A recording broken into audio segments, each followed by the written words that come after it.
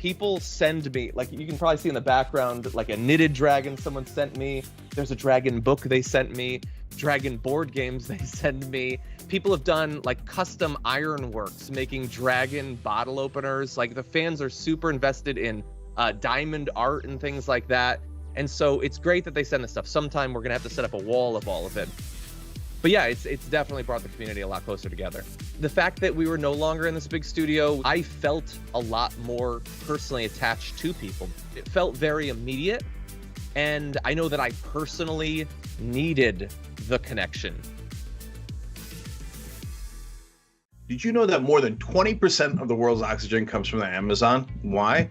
Because of trees. I know what you're thinking. Of course! So what do we want to do? We want to plant more trees so we can save the climate. It's quite literal. So that's what leads to our new partner, Plant Your Change. Love it. It's so easy. What they do is you take the credit or debit cards you already have and you plug it into the system.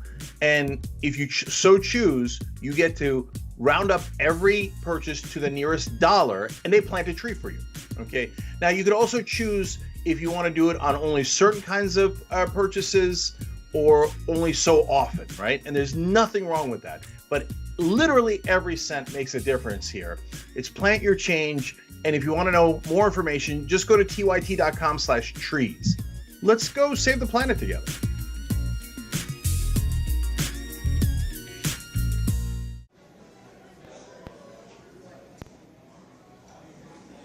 Now, top.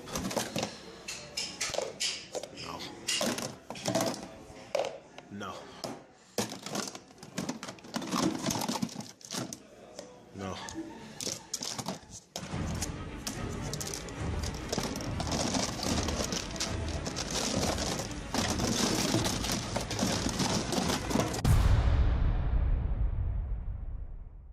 Today, a terrible day for the internet, a terrible day for America. The internet as we know it is not going to exist anymore. A real dark day for information and yet another way that they're bleeding out the democracy. We're now going to have these gatekeepers of information deciding what we can and can't see, and that's what scares me the most. Whether you're conservative or progressive or anywhere in the middle, this is the one thing we should all agree to. Protect the internet, because the establishment is coming for it.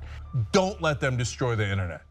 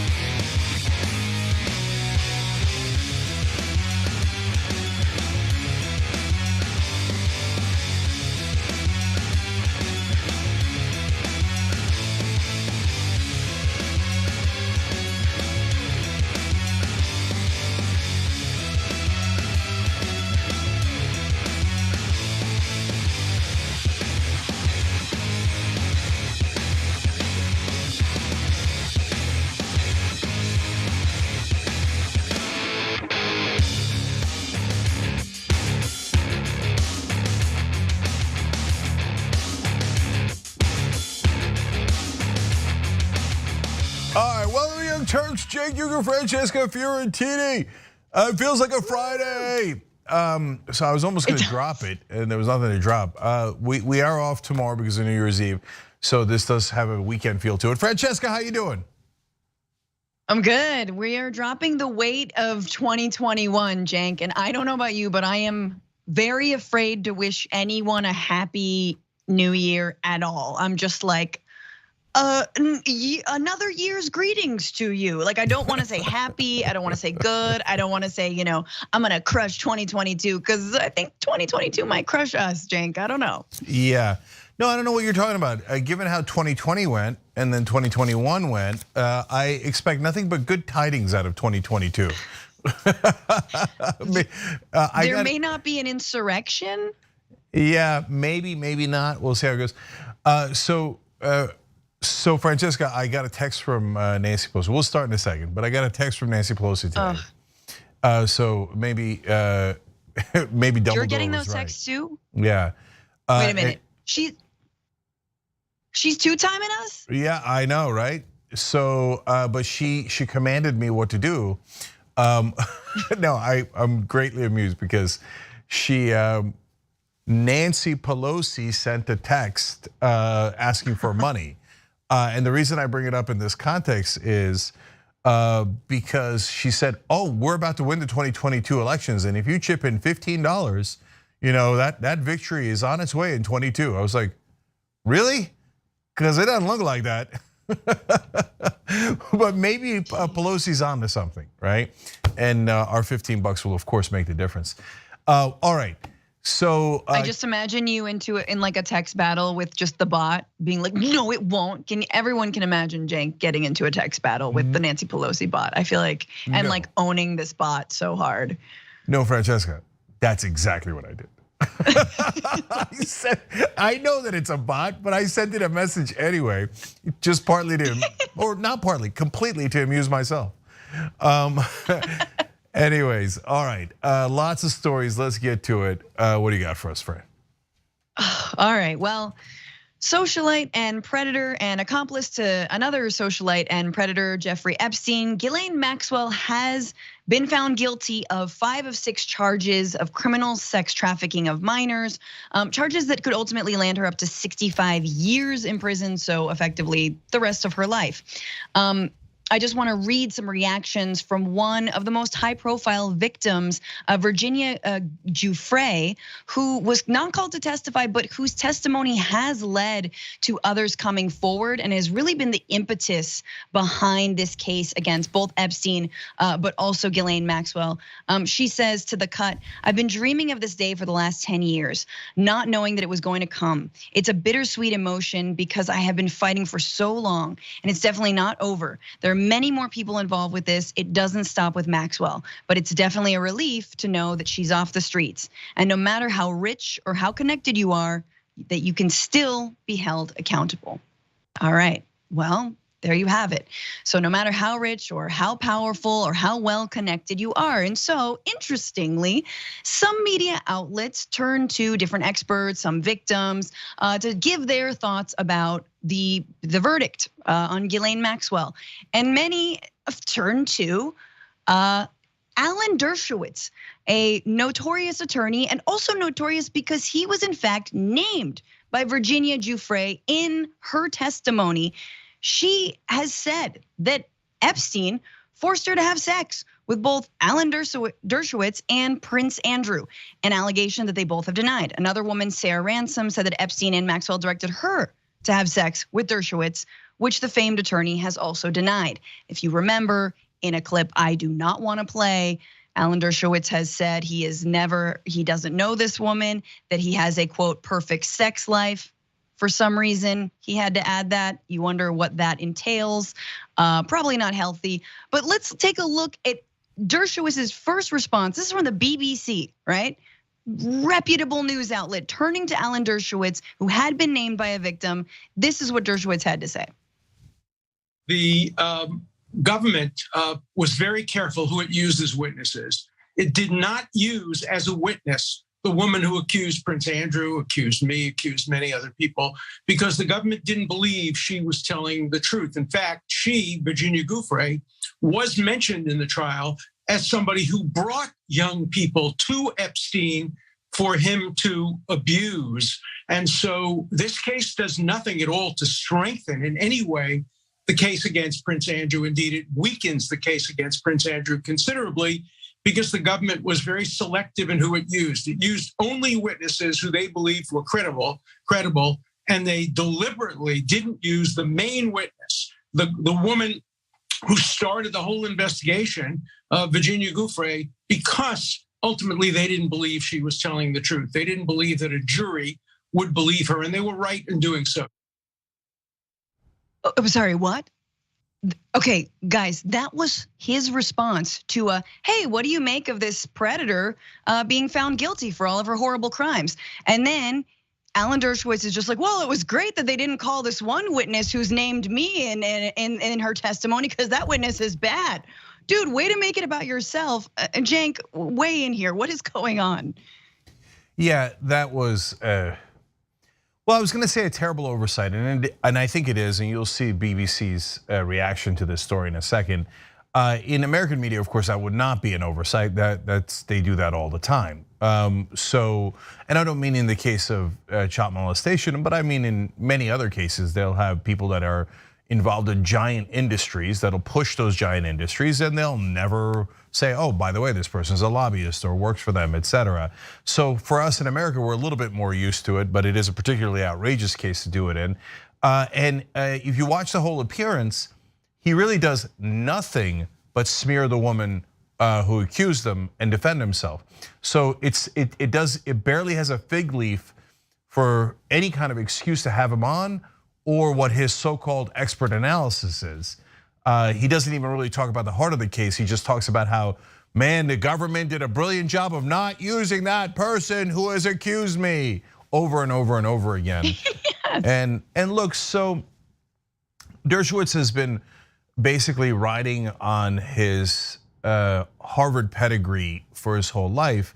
But now we've got folks who went to Stanford or were a professor at Stanford, who then are now pushing COVID conspiracy theories, and they're going on podcasts, and people are saying, well, he's a professor at Stanford, it must be true, not noting that 99.9% of all other doctors and professors and scientists disagree. And to me, Dershowitz is pretty similar to that. He's represented some of the worst people on planet Earth. Not only is he accused in this particular case, but remember, he was also Jeffrey Epstein's lawyer, right? And this is really important, guys. When he represented Klaus von Bülow, OJ, Epstein, and by the way, all rich, all famous, he was not a publicly appointed lawyer. He chose to represent those people for money and fame. And so he's been riding on a credibility he hasn't deserved in decades, let alone what monstrous things he might or might not have done.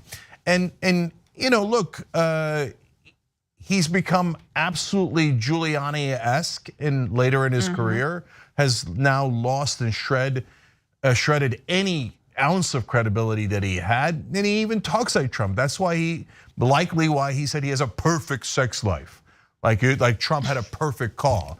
These guys have all become zombies.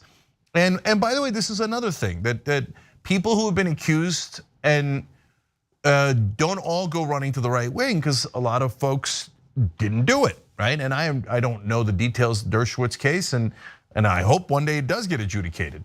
But some folks, both after the fact and preemptively, if they think they're going to be credibly accused, go running into the welcoming arms of the right wing, because they know the right wing doesn't actually care about any sex crimes, child molestation. You could do anything, and as long as you call yourself right wing, they will accept you and defend you.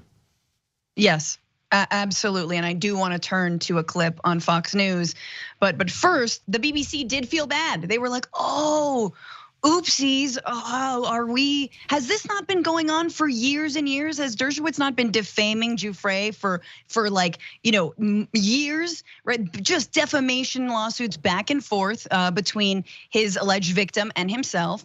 But no, okay, so I guess they had an oversight, so they issued this statement.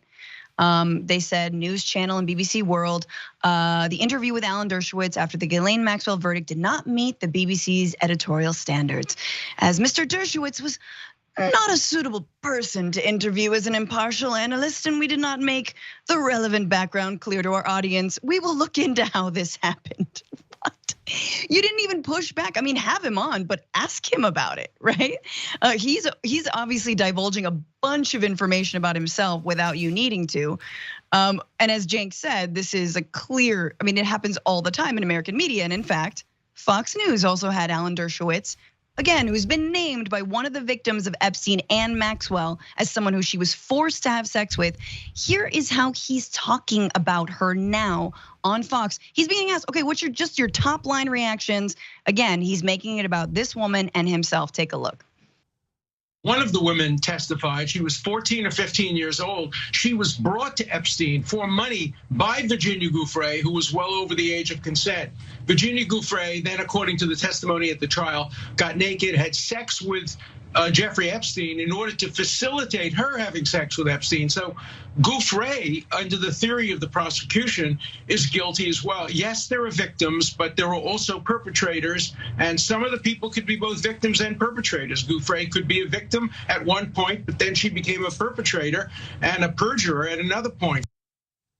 Okay, I just have to say that, you do reading on this, you start to, if you're only coming into this story and you're hearing someone like Alan Dershowitz go on Fox News, go on the BBC and defame someone who was a victim, and I'm gonna play you a clip exactly in terms of how she was victimized.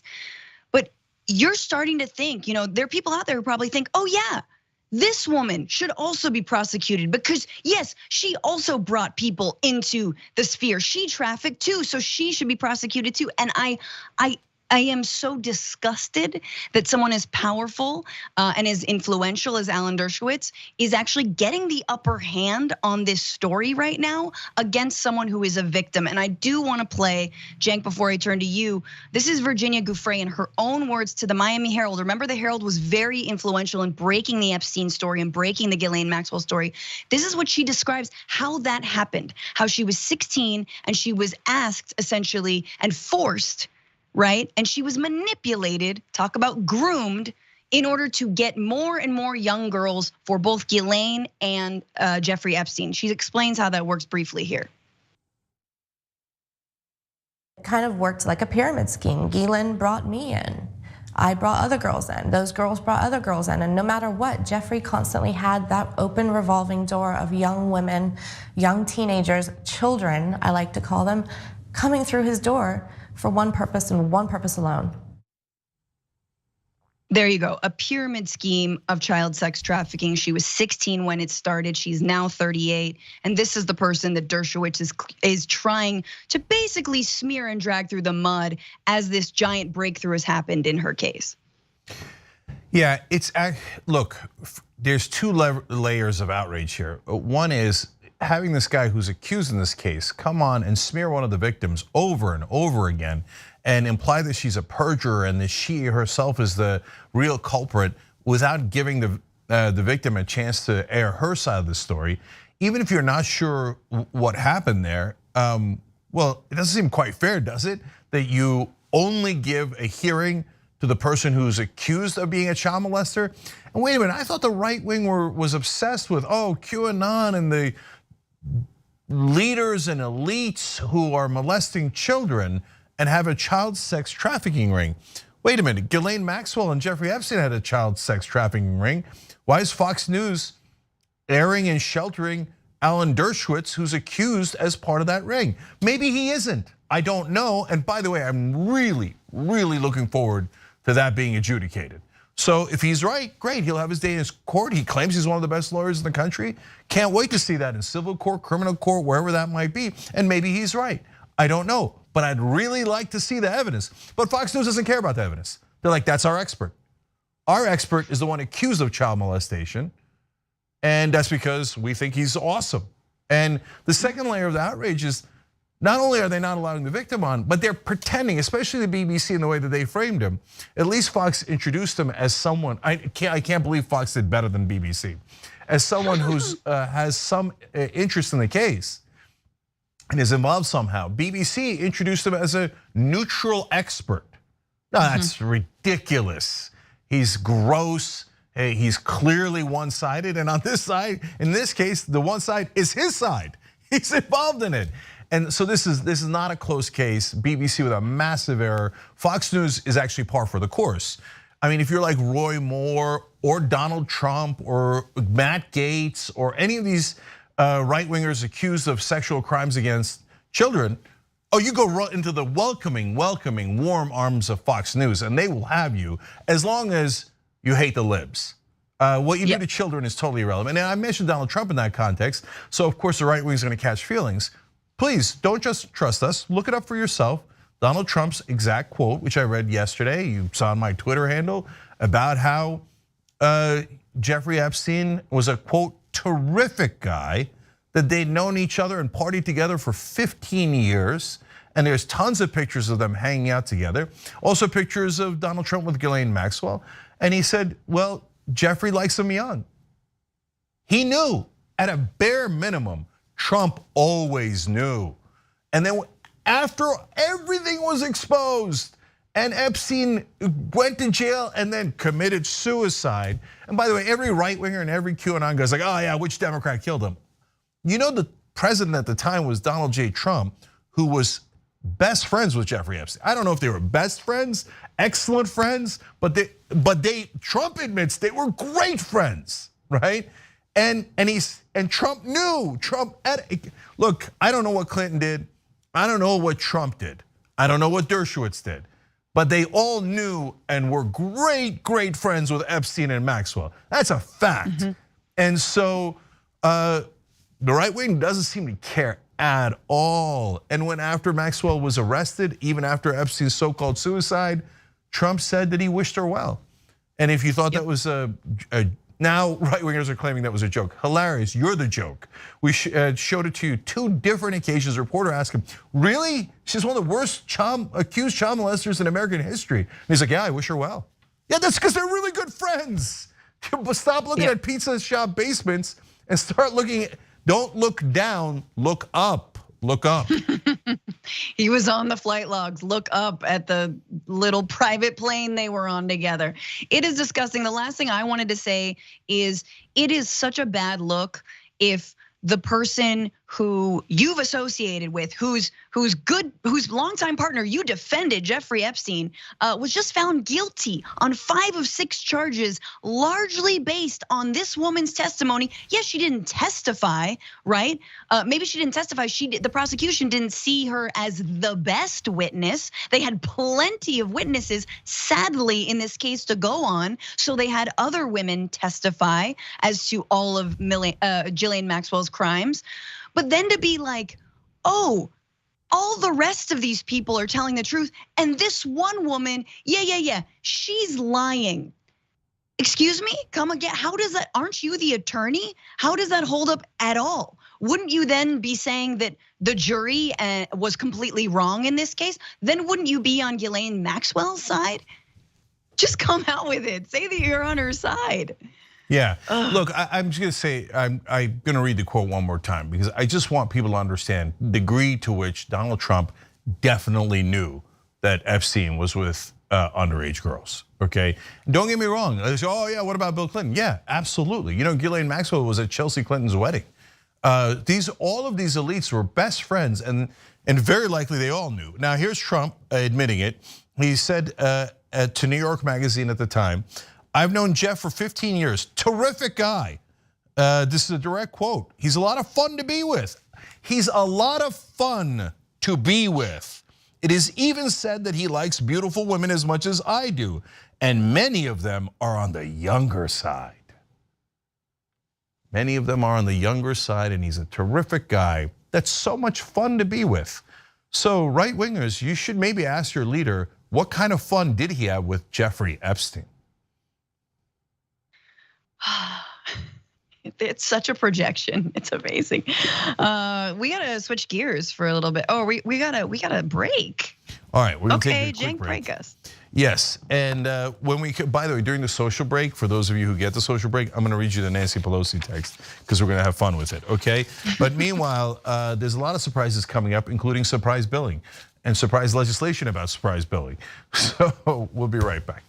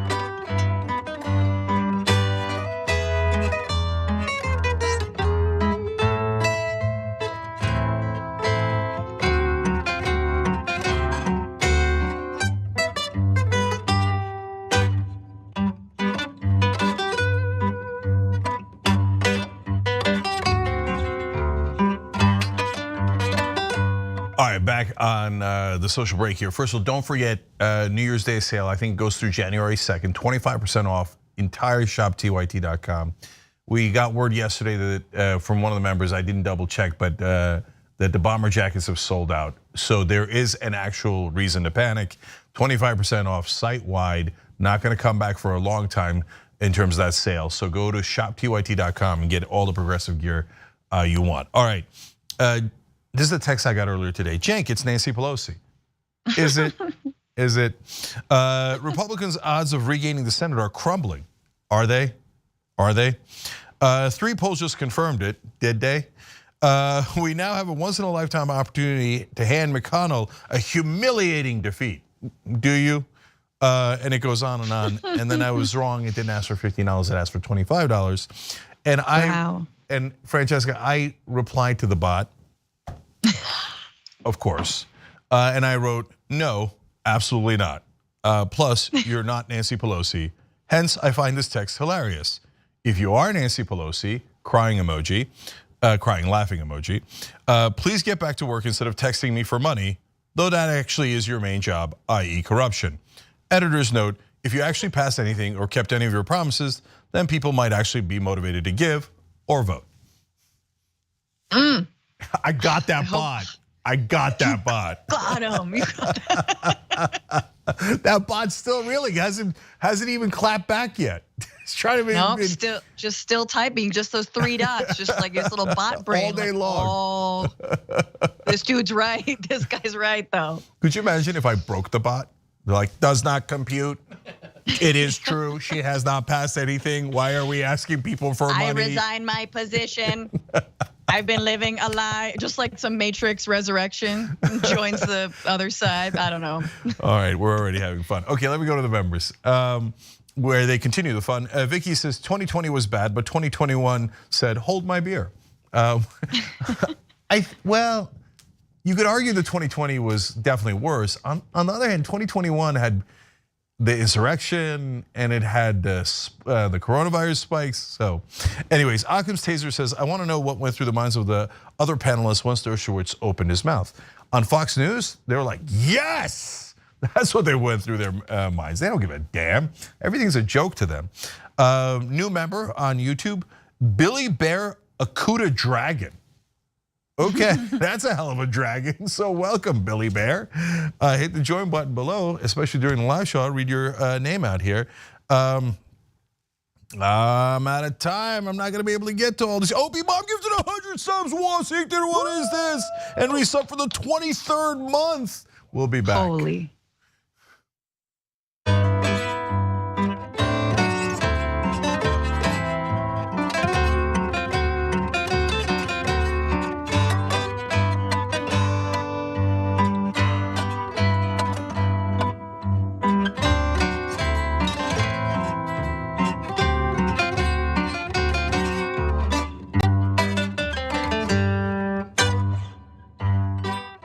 All right, back on TYT, Cenk and Francesca with you guys. It's the holiday spirit over at Twitch. Elder Mind Pulse gifted 20 subs. D. Cashmere gifted 5. Leftover Zach gifted a sub. Kathleen gave 2,022 bits. Get it? Happy New Year, TYT fam.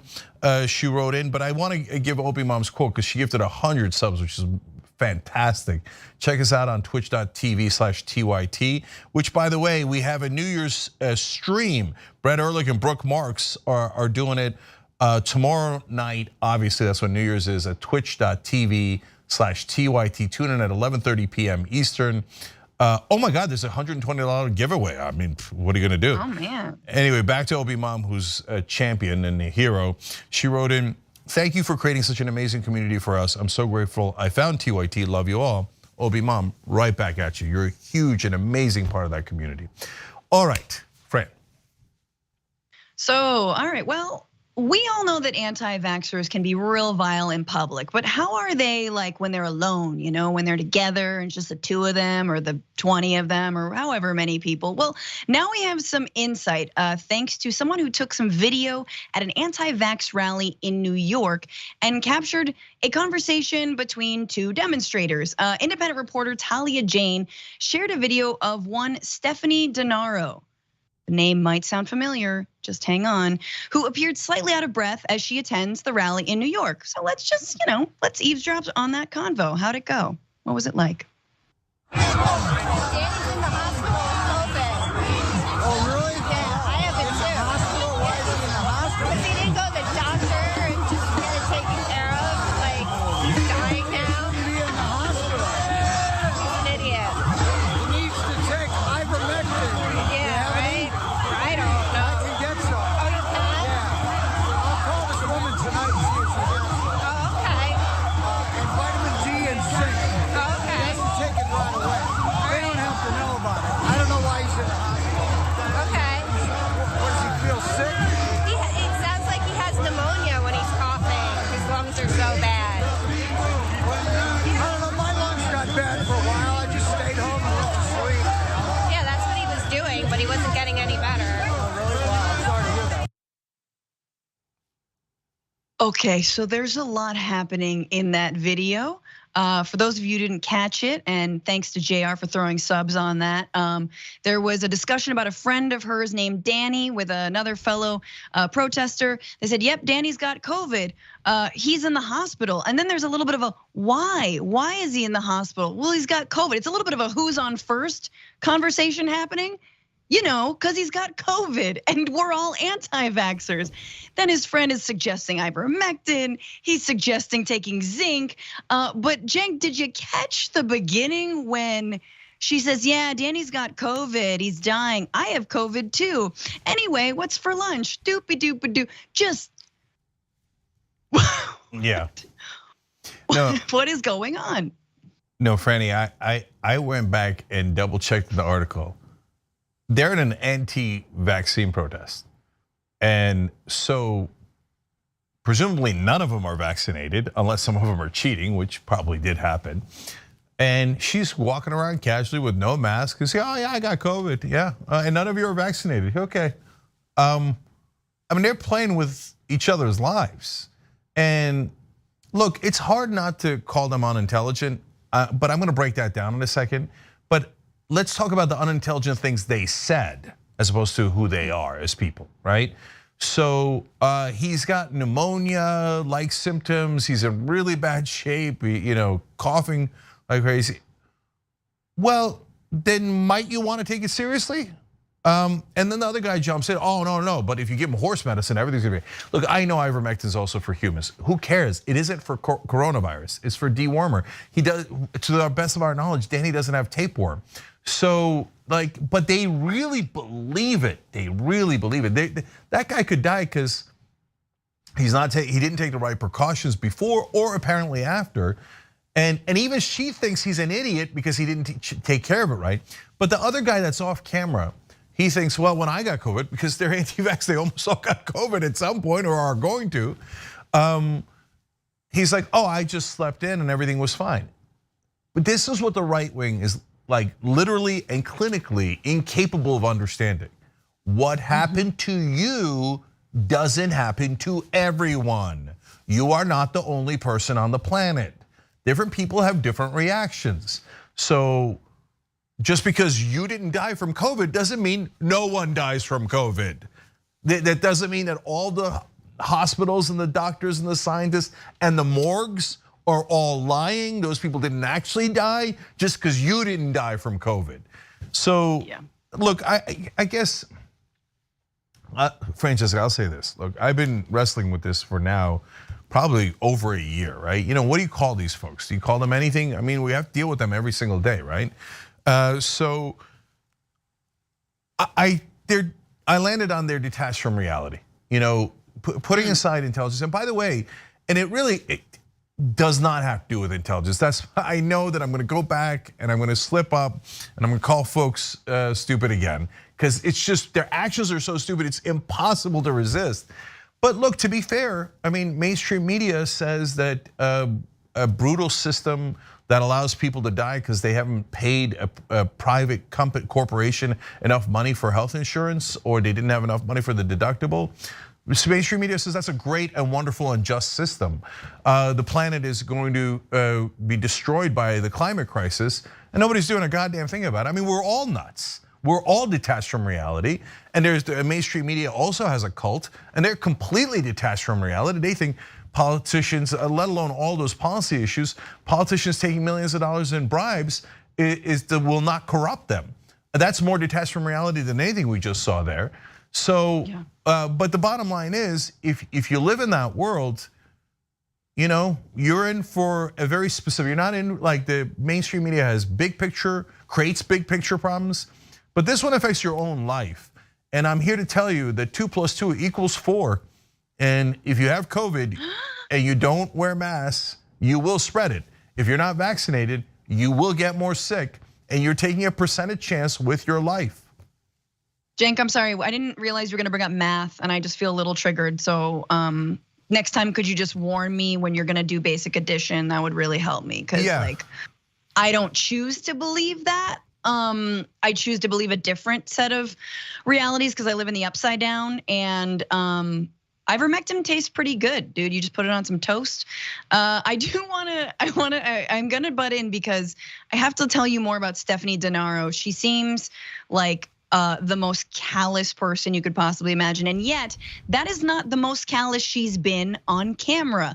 In fact, you might remember her for being Bakery Karen or Coffee Karen back in New York almost a year ago, or maybe even longer. This is what she was doing a year ago in terms of her responsibility to wear masks. This is how she flipped out. You might recognize it. Take a look. I just want to order some bagels. If you want to serve her, if not, let you go. Take her out. Ma'am, hello, ma'am. He's not gonna serve her, so please leave. Why? Because he's a bitch. Hello, that's what he is. Hello, now you need to go. That's what he is. Excuse me, ma'am. Hello, ma'am, you need to go. You heard it. Let me. All right, there she was, just spewing a bunch of expletives and racial slurs at workers in a coffee shop. That was obviously a while ago, but I'm sure you guys remember it. So this is not her first rodeo, people. She is pretty terrible. She also, remember, she claimed that she could say the N-word because her baby daddies are black. She said, all my children have a black father. And that's a term I've heard them use all my life. Oh my God. So of course, these are the kinds of people who are marching in New York during a massive surge of Omicron. Because why? Because they can't go get like tapas or whatever they want to do. And their places are closing down because staff members are literally falling ill and cannot run, cannot actually staff stores anymore and restaurants. This is my favorite quote from her. She once told the papers that she thought COVID-19 was a hoax to convince people to use absentee ballots and steal the election from former President Donald Trump, because that's apparently how absentee ballots now work here in the Upside Down, as we heard from Rand Paul earlier in the week, who's like, that's what ballot harvesting is. You just flood a bunch of absentee ballots, people vote, and then you count them. Yeah. So here we are. So Francesca, the minute you say, hey, maybe we should have a tiny bit of empathy for these folks who've been brainwashed into a cult, they go and use the N-word. I mean, she used the actual word to a black person. It was so over the top. I mean, of course we have to bleep it, but she's just, when we have empathy for them, they never return it in kind, right? They have no empathy for us at all, or almost for any other human being. I got coronavirus, I'm gonna talk to you right in front of your face with no mask on, because if you get sick and die, I don't care, you're not me, okay? I'll call you the N-word right to your face and insult you like that. And even if it's true about her lovers or whatever the hell she claims, right?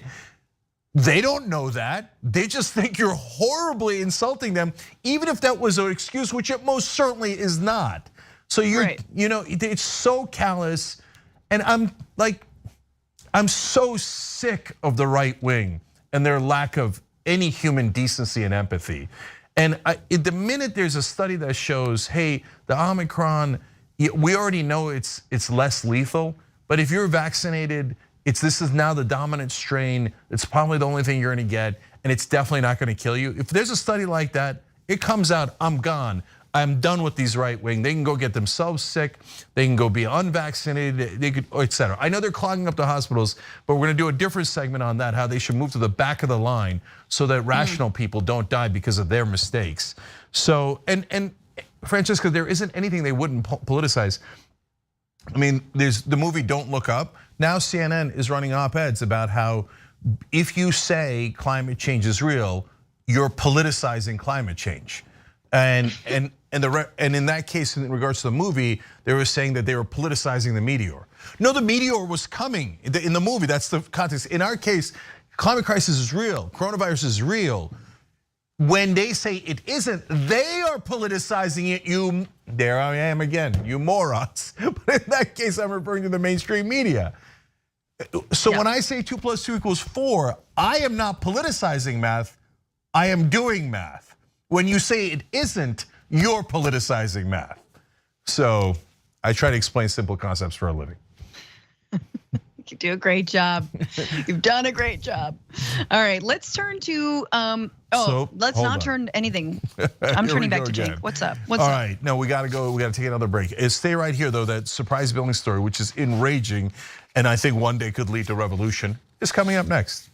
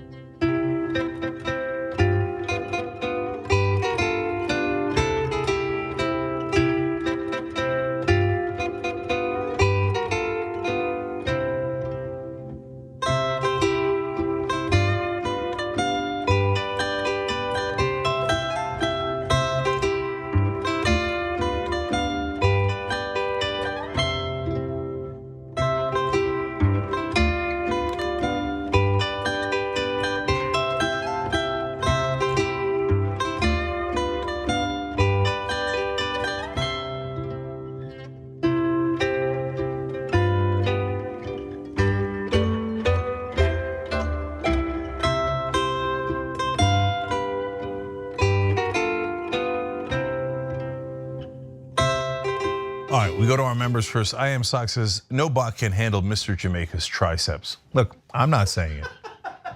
The people are saying it. The bots just cannot keep up with the triceps. John Bogino says, I finally saw Don't Look Up last night and it's my new favorite movie. Well, you're not alone. It's not just #1 on Netflix. It has more viewing hours than almost the rest of the top 10 combined. I've never seen anything like that. Holy cow, it is a massive meteor-sized hit. and the media hates it. Every article is negative. They're like, stop watching it. Stop watching it. It makes fun of us. We hate it. Please stop watching it. And an amazing phenomenon, a lot of the right wing like it. And you wanna know why?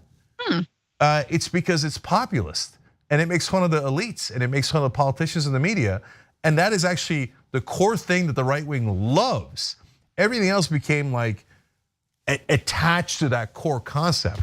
So as they see them making fun of the elites, they're like, I like these guys. So it's amazing development. All right, Lakima Williams is a new American hero. She just joined by hitting the join button below on YouTube. We appreciate it. You make this show possible. You make delivering strong, honest news possible. That's all thanks to Lakima. Every single one of our members are the Young Turks and do this show with us. All right, and if you're not on YouTube, tyt.com/join. All right, Rathner Slayer says, hey, Cenk and Francesca, I just got the final draft of a local commercial I did wearing my bomber jacket, and you can clearly see the TYT patch. We'll send a link. Yeah. Oh my God, I love that. Yeah, get the TYT gear or signs or anything into local news, national news, commercials. Why not? Have fun with it. Trissa LaCour said, Cenk, please hire Francesca full time. I love her as a reporter and commentator and would love to see her tag team with the Salt Queen more often. Okay. Oh, I miss the Salt Queen. Yeah. Who was that? No, I'm just kidding. She would kill me if she heard that. No, Anna will be back next week. She's our Salt Bae, like, right? She does the little, she just sprinkles. all day long. She's our Salt Bae. Yeah. Jason McDonald wrote in, Trump and Epstein had a falling out over a property in Florida, not their perverse inclinations. Great guys, see what really matters to them? That's so true. Trump didn't mind Epstein sleeping with underage girls, but he did mind a dispute over money. Priorities, people, priorities. All right, we'll be right back.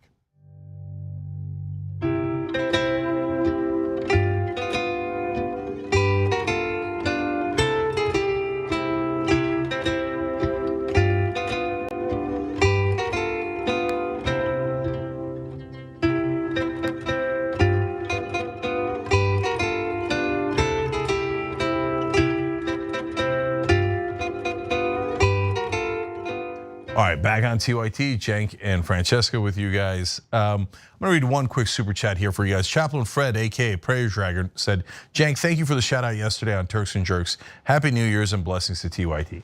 Thank you. I did that shout out because look, they really, the members are us. You are TYT. And I love that. I wouldn't have it any other way. The rest of the media looks down their nose at their audience and tries to figure out how to manipulate them, etc. We do the show with you guys. So join buttons below or tyt.com/join. Come join the family. All right, Francesca, what's next? All right, well, there is a small but critical victory for Americans and our otherwise very broken healthcare system. There's a small little glimmer starting January 1st. 2022, the new year, a consumer protection law called the No Surprises Act is coming into effect. That bans most surprise billing that insurance companies and others call balance billing. It's basically when there's all kinds of negotiating behind the scenes between different hospitals, between different insurance providers, between different in-care and out-of-care networks, and they basically shove the bill your way. And that is not going to be allowed going forward.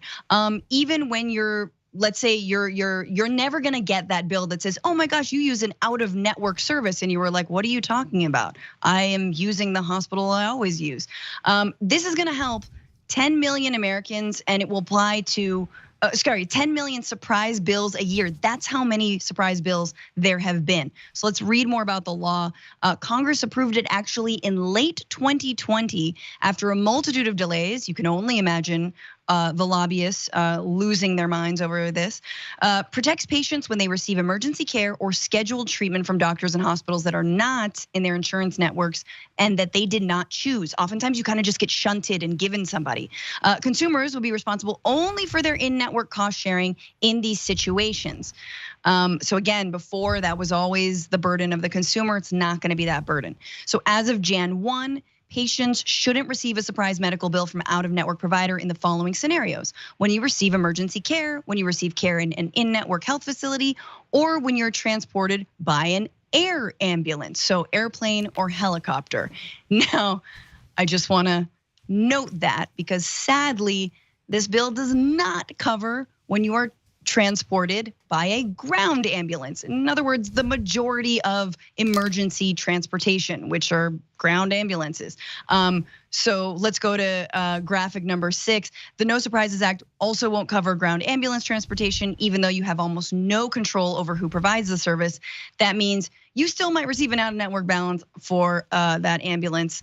I wanna go back one and say there's a couple other things it doesn't apply to. So addiction treatment facilities, birthing centers, clinics, hospice, nursing homes, or urgent care centers that are not licensed to provide emergency services do not apply. But 10 million less bills that you didn't need, that's huge. I am scratching my head as to how this is going forward. And my God, is the private insurance company going to lose their minds when it actually starts to help people? Yeah. Well, I have a theory on that, because anytime a bill that actually helps the American people passes, it is a massive exception to the rule of corruption in America.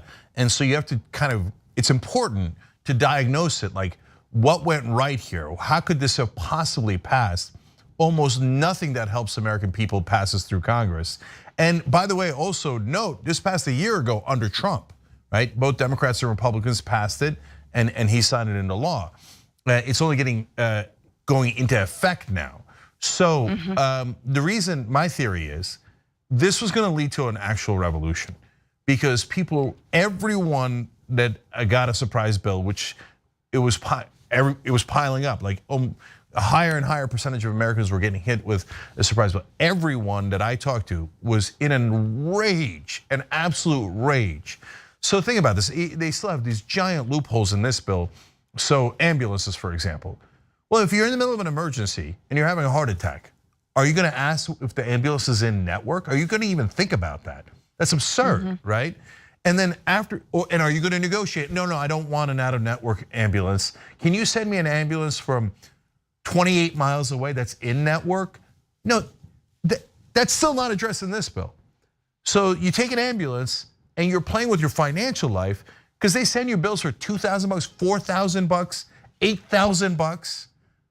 It's just literal highway robbery. You're getting robbed on the highway on the way to the hospital. And this bill does not cover non-emergencies at all. So you're gonna go in, let's say you're taking a CAT scan. It's like, we sent the lab results to an out-of-network facility. We never told you, you never asked, you never had any opportunities. Here's your bill for $21,000. Well, they don't have but what the powerful people don't understand is they then think, well, I would just call my friend who's a senator and I would have it just because that's an outrage. I'll have it taken care of, right? No, 99.9% of people don't have a senator friend to call. They're screwed. They're gonna lose their house. They're gonna be homeless. So, no, they're playing with our lives. And when you see stuff like this, I don't think it's at all a surprise that there was a riot against our Capitol. Okay, now people might find that controversial, but I think the right wing lost its mind because of corporate rule and the corporate media that protects it. Like, guys, think about it, man. Yeah, okay, the Trump guys are in a cult, but if you listen to mainstream media, are you sure you're not in a cult? Because mainstream media says, oh yeah, the surprise bills where they ruin your life on a thing that you couldn't possibly control at your weakest, most desperate moment. That makes sense, they say. Medicare for all, universal health care coverage, which every other developed nation has. They say that does not make sense. No, you must pay these random ransoms to these insurance corporations. Otherwise, we're going to let you die. That is not normal. You'd have to be insane to believe that, and that is mainstream media. Yes, and this is one small piece. I mean, 2 years ago, I did something for mainstream media, which was an hour-long special on MSNBC looking at healthcare. And I spoke to a woman whose son mysteriously fell ill, and she had like 11 different bills from different places. They went to one hospital, but like the 3rd floor was not in network. So, but the 6th floor was, but the 8th floor wasn't. And so when people get sick in this country, they are slammed with so many bills from different kinds of basically private providers, right? That they didn't even know were out of their network because they're often largely never told. You're never told also how much things cost. If you've ever asked like, hey, how much is a mammogram? Nobody knows, but you're stuck with the bill no matter what. Just so you know how widespread this is, as Cenk was saying, it's important to mention that 1 in 5 currently, 1 in 5 emergency room visits and up to 1 in 6 in-network hospitalizations include at least one surprise out-of-network bill. So patients can be hit with more than $1,200 on average which is very low, for anesthesiologist services, $2,600 for surgical assistance, and $750 for childbirth-related care. And that is, again, we've heard horror stories that are way worse than that. So it is a step in the right direction. After what we've been through in the pandemic, I think we deserve far more, i.e. Medicare for all, if not better. But I don't know, guys, when you're being, attended to if you've had an accident, just make sure you ask for the Sky ambulance. Ask for the chopper, not the regular one. I don't know how you do that, but try to remember. No, the 3rd floor being in network and the 6th floor not being in network is Kafkaesque. They're driving us out of our minds, and the number one culprit is cable news, New York Times, etc. That looks at that and goes, no, this is how it should be, and you should be surprised with a bill you can't possibly pay, and if you can't pay it, you should die. That's normal. No one else does it that way. I'm here, wakey. I'm gonna try to snap you out of the cult of the mainstream. Literally no other civilized country allows their citizens to die. We are alone. We are the only country. And by the way, we're also the richest country. But nonetheless, we allow our citizens to die if they can't afford cancer treatment. That's insane. That is not normal. And we do these surprise billing, which again, at your worst possible time, and we absolutely drive our citizens to ruin. I feel like we're constantly in that Star Wars scene where the garbage vault is closing in, and that's what corporate rule is. And I'm telling you the reason, and this bill is half good, as we explain, and that's why we're explaining a minor miracle that we got a half good bill out of Congress. And the reason is because you want to leave just a little bit so we're not crushed to death. Because if the vault closes too much, well, we're their cash cows. They're milking us until we're dry, and they don't want to kill the cow, right? So that's why you got this half measure out of Congress, so that we don't have a literal revolution. But that's coming, and I don't want it to come, but the greed of corporate rule is infinite. I want it to come to the healthcare industry for sure.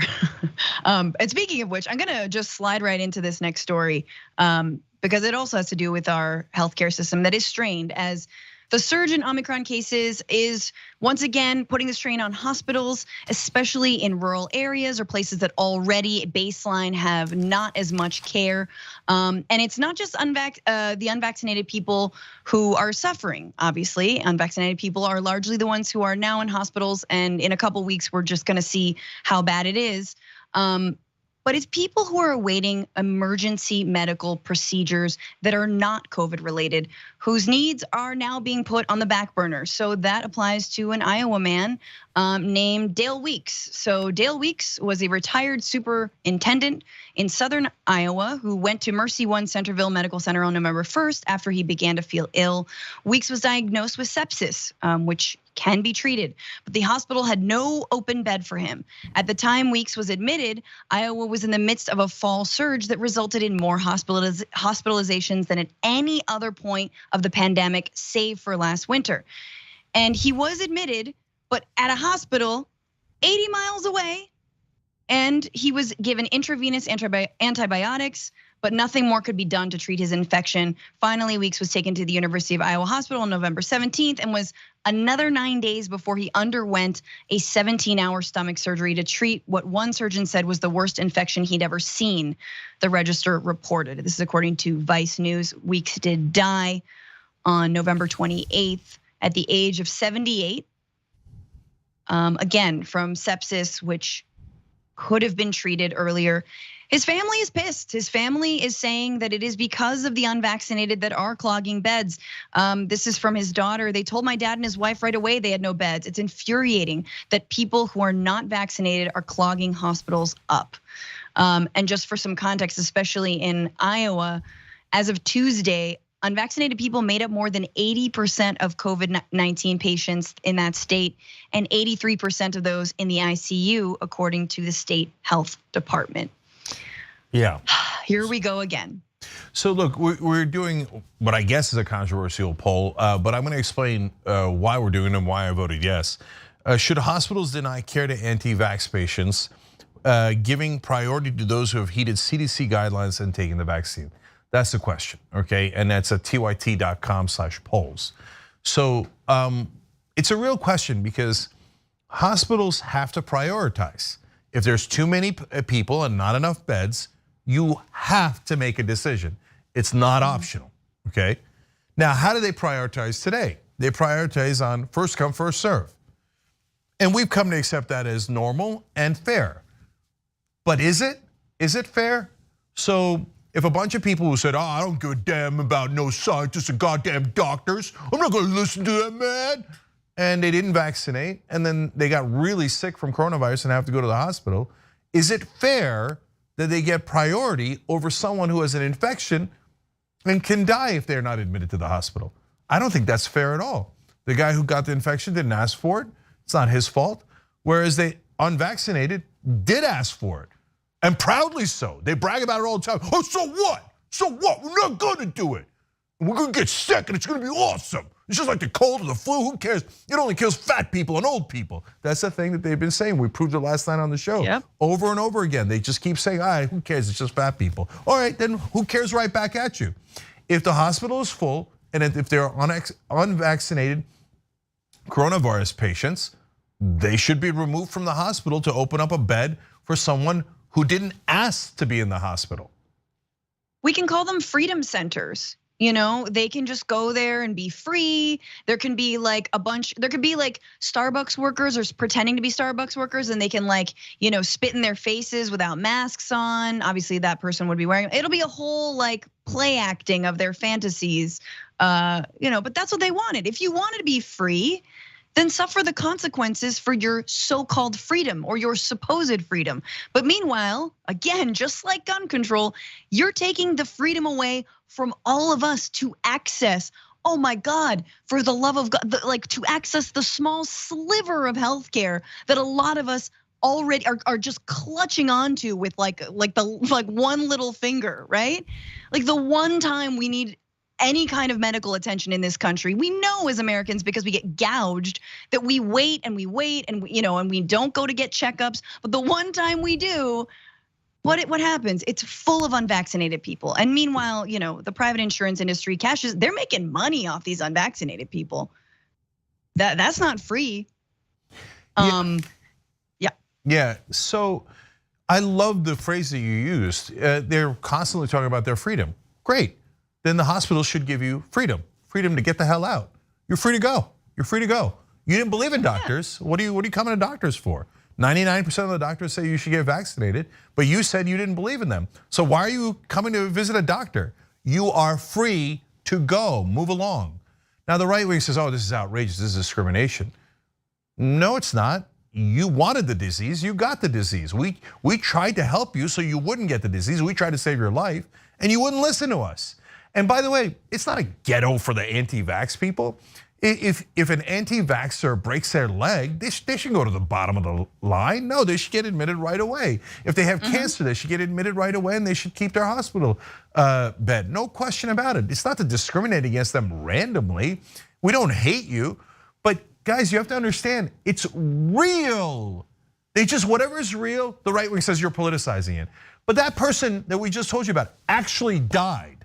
And they definitely died because they couldn't go into a hospital because they didn't have enough beds. So, and who were the beds taken by? Definitely the unvaccinated clowns who got coronavirus. So why did he have to die? Why did he have to die? Because it's not theoretical and it's not a movie. It's an actual human being from Iowa and he's actually dead. And by the way, of course he's not alone. Go ahead, Francesca. Yeah, and I just wanted to say, but he's not alone. And in this fall and now winter surge, I have to read 2 more stories real quick. So in August, a 46-year-old US Army veteran, Daniel Wilkinson, went to a hospital in Texas suffering from gallstone pancreatitis, a treatable illness. While doctors raced to find a hospital with the capacity to treat him, he was airlifted to a hospital in Houston, but it was too late and he died. So he could, again, basically shopping for hospitals. This next story is even more ridiculous.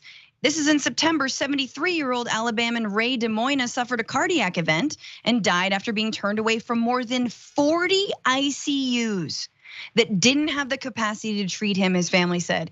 In honor of Ray, please get vaccinated if you have not, in an effort to free up resources for non-COVID related emergencies, DeMoina's family wrote in his obituary. I mean, like, this is like worse than Carrie Bradshaw not calling 911 when Big had a cardiac arrest. I mean, honestly. Sorry, I just had to throw that Sex and the City reference. Leave it to you to lighten up a super serious story, but she should have called. Okay, look, she should have called. Last thing here, and look, maybe a lot of progressives will disagree with us because they'll say, no, look, that could lead to other consequences. You don't want to set that precedent at hospitals. It's interesting. So go to tyt.com/polls and tell us what you think. But guys, the last thing here is Ray DeMoina from Alabama is dead. He had a heart attack and 40 hospitals said, no, we're filled with unvaccinated patients. Go die. Go die somewhere else. So we're trying to save their lives. It was one thing when you were playing with your own lives. It's another thing when you're playing with other people's lives. And so right wing, I know nothing will ever get through to you unless it's in the form of a conspiracy theory or told to you by a lunatic in right wing media, but I'm gonna try anyway. Do you understand that you're playing with other people's lives and then you're laughing about it and saying, I don't care if your loved ones, your family members, your dads, your moms die? Do you have any idea how indecent and immoral that is? Because it's happening, and it's not just happening in California where I guess you wouldn't mind if people died because you want to own the libs. It's happening in Alabama and Iowa. It's happening to your family, your friends, and your neighbors. So for God's sake, can you have one shred of decency and look to protect yourself as well as others?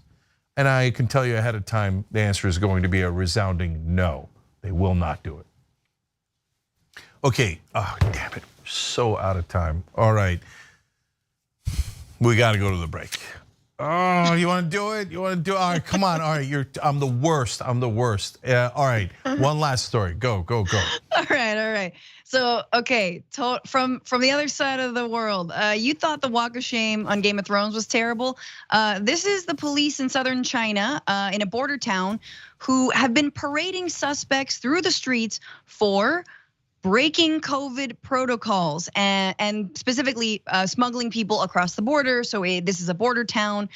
This is in the city of Xinji in Guangxi province. Take a look at how they are shaming these people who defy the protocols.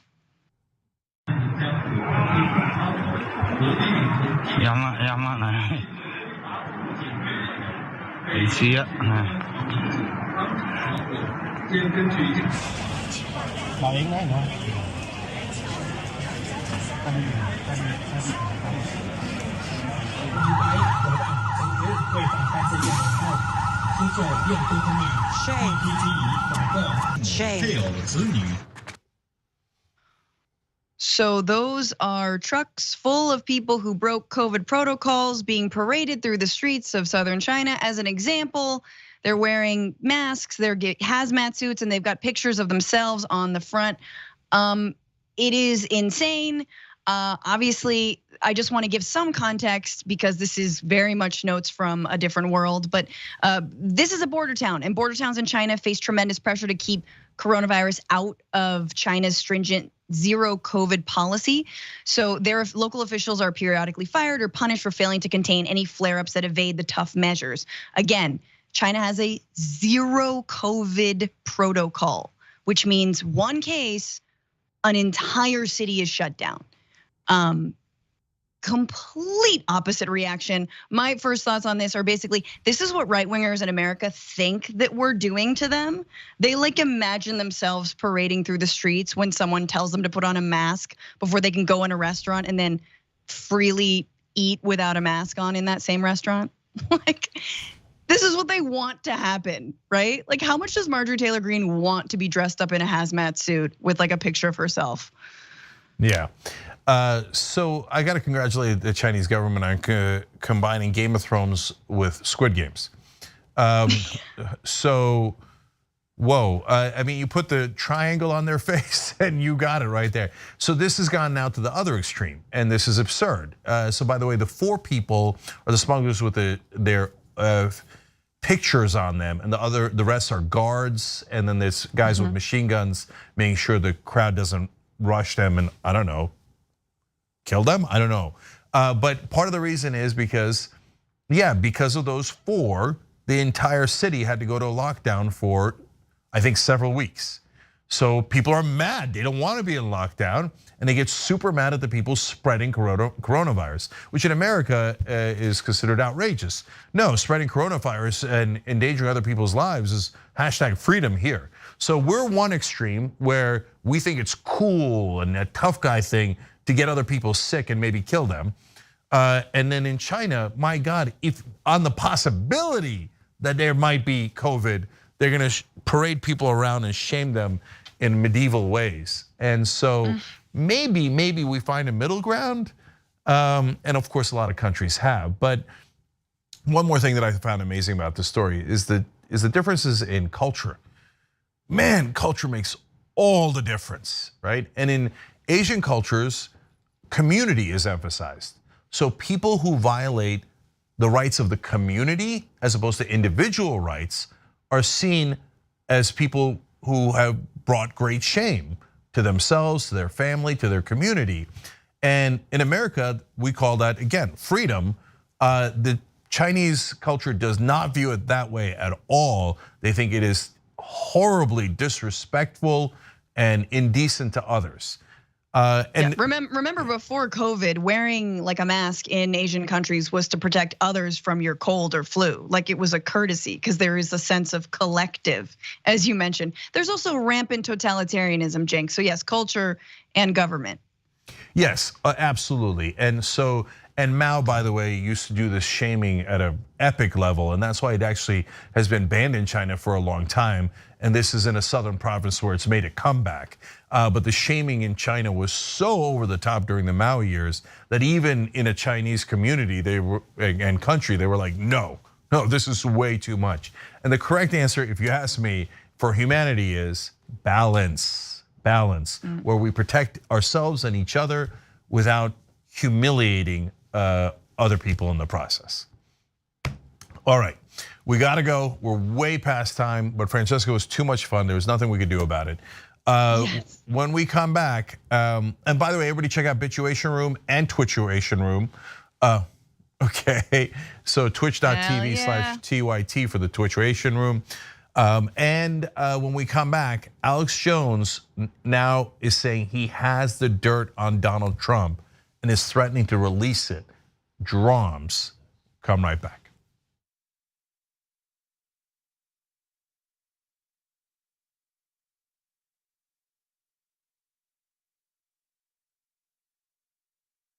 What's happening? I'm Rashad Richey, host of Indisputable with Dr. Rashad Richey right here on TYT. Let me tell you what we do on Indisputable. We go beyond the headline. We make sure that you know the full context of the story. And we also highlight issues that are important to the everyday person. We're talking about criminal justice reform. We're talking about the climate. We're talking about what's happening right in your local community. we also highlight very important issues that are affecting all of us, like the economy, jobs, and we engage in transparent debates with people who may not think like me. We're living in a current social atmosphere where opinions are represented as facts and lies are represented as truth. Make sure you tune in to Indisputable with Dr. Rashad Ritchie, Monday through Friday, 2:30 p.m. Eastern Time, 11:30 a.m. Pacific Time. Hi, I'm John, and I'm new to TikTok, but about 3 years ago, I started my daily political news show, The Damage Report, because I noticed this trend where every morning I was waking up to this tsunami of news that was just generally dreadful and horrifying and shocking, and I thought that if I could spend my time helping people to navigate this, serving as a bit of a life raft, pointing out which news is important and why, there are worse ways to spend your day. We're not an average news show, and we don't want our TikTok presence to be average either, so feel free to let us know what you'd like us to do on the platform, and maybe give us a follow at The Damage Report. All right, Amazon Prime members, here's how you can subscribe for free on Twitch. Start by linking your Amazon Prime account to your Twitch account, and then click that little subscribe or resubscribe button below the stream on Twitch. Scroll down and select the subscribe free with Prime button, and then you're finished. Close out immediately and share your little subscription alert with the chat. Send a cute message along with it and bathe in the sweet, twitchy, Bezos-funded love. Hashtag Bezos Bucks.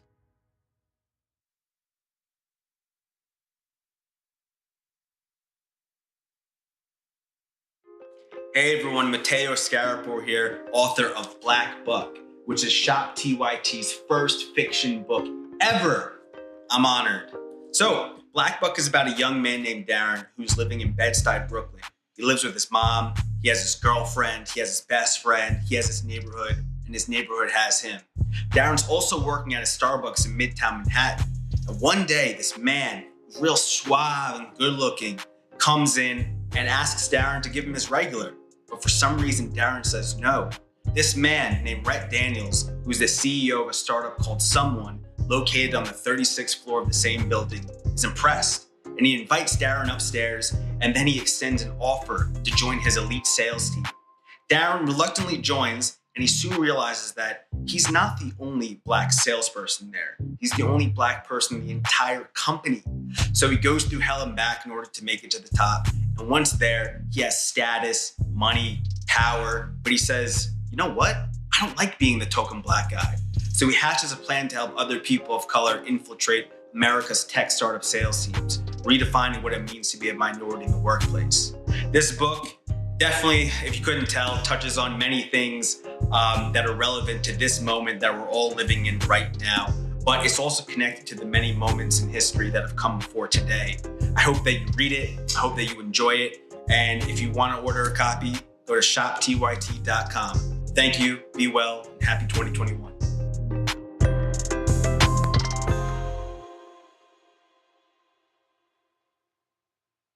I want to go to space.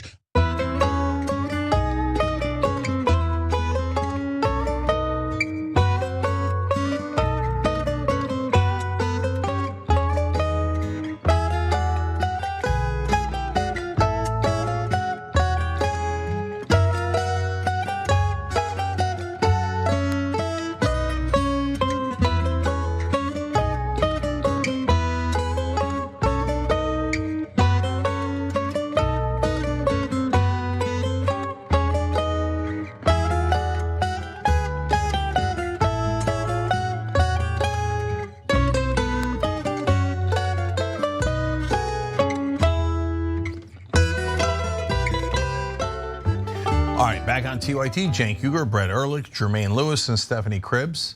Jermaine and Stephanie just joined by hitting the join button below on YouTube. Everyone else, tyt.com/join. Does that make you an American hero? I guess. So, speaking of heroes, I present Brett Ehrlich. We have a lot of awesome stories to get to. This first one about Alex Jones is a doozy. Here we go. Maybe I should just dish all the dirt on. You know what? I'm going to dish it all on Trump next hour. I'm going to go ahead and do that. And it's not to hurt Trump. It's so people can know how pathetic he is.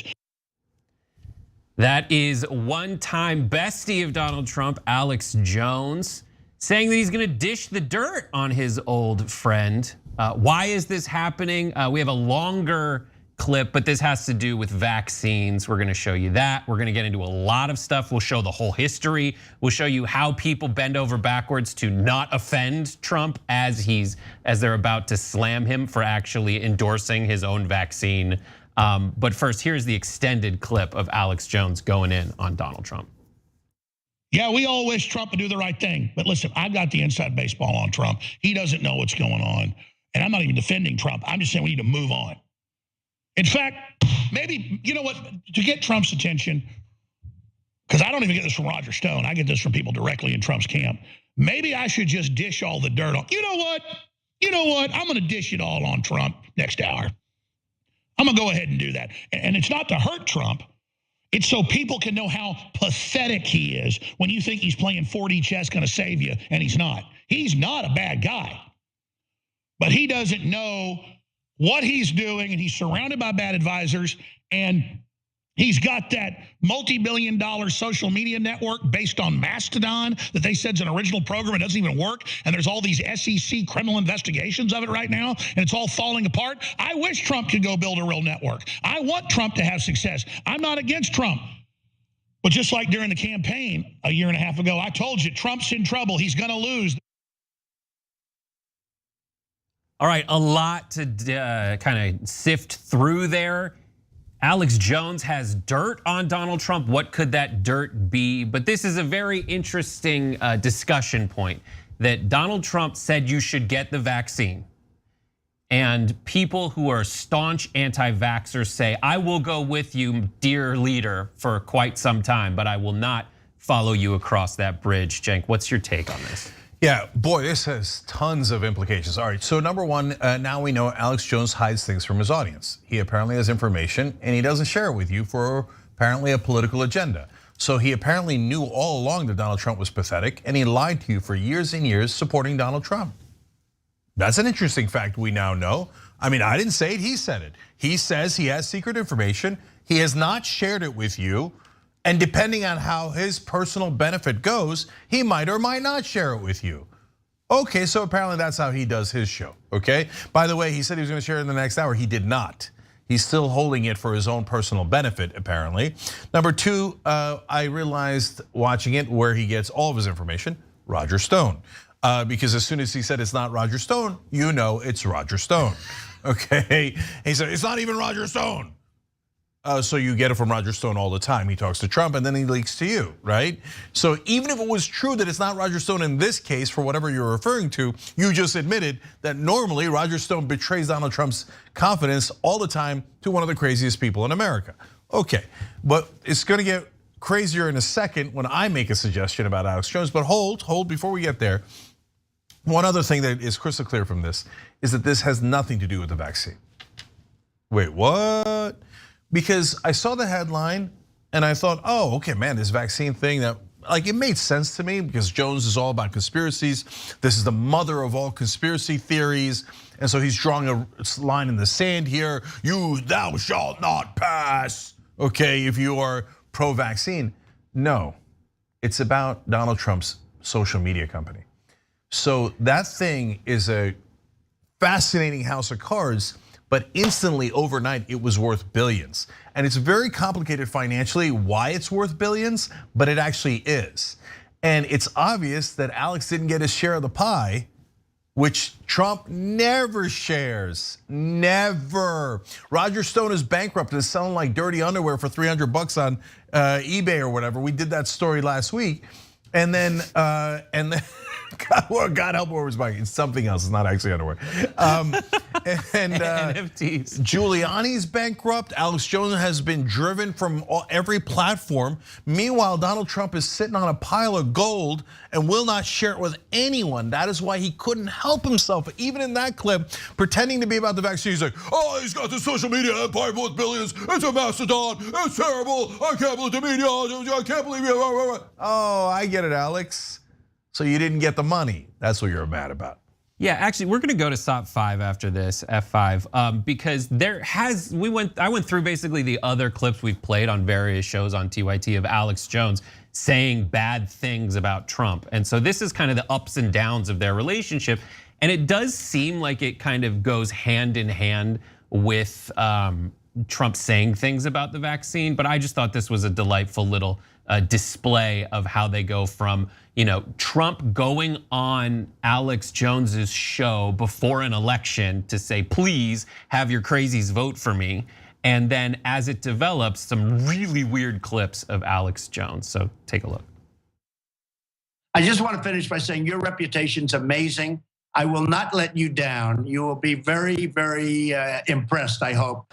It's the truth, and I'm just going to say it, that I wish I never would have met Trump. I wish it never would have happened. And it's not that the attacks that I've been through. I'm so sick of Donald Trump, man. There's Trump in Alabama yesterday. I recommend take the vaccines. I did it. It's good. Take the vaccines. But BS. Trump, that's a lie. You're not stupid. And we like you, but my God, maybe you're not that bright. Maybe Trump's actually a dumbass. Hell, we're fighting Bill Gates and Fauci and Biden and the New World Order and Psaki and the Davos group and Peter Daszak. And now we got Trump on their team. I love when he has the Christmas decorations out. That's my favorite. He's like, there's lizard people under my skin. Happy Christmas. Like I love that so much. But yeah, what's your take? Yeah. So first of all, Trump and Alex Jones are peas in a pod because you can't ever satisfy them. So with Trump, no amount of loyalty is enough. At the end, he asked Mike Pence, "Hey, destroy American democracy. Otherwise, we're going to murder you." And my supporters are chanting, "Hang Mike Pence, hang Mike Pence." It doesn't matter that Pence was deeply loyal to him the entire time. Jeff Sessions, we can go on and on. There is no amount of loyalty you give to Donald Trump that will be enough for him, right? And with Alex Jones, there's no amount of crazy that'll be enough for him. Because then he'll say, okay, now I need you to admit the lizard people come out of your ass. And then Trump's like, well, that's kind of uncomfortable because I earlier pretended I don't have one.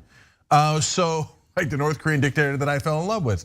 And then Alex Jones is like, that's it, I hate you because you weren't crazy enough. Merry Christmas. Yeah. But I'm gonna say something controversial in a second, okay? But now Alex Jones is not only mad at Trump because of the money, and he's mad at him because he's not crazy enough, but there's now a political component to this. And so what do I mean by that? Guys, if Alex Jones runs for president in the Republican Party, he has a chance of winning.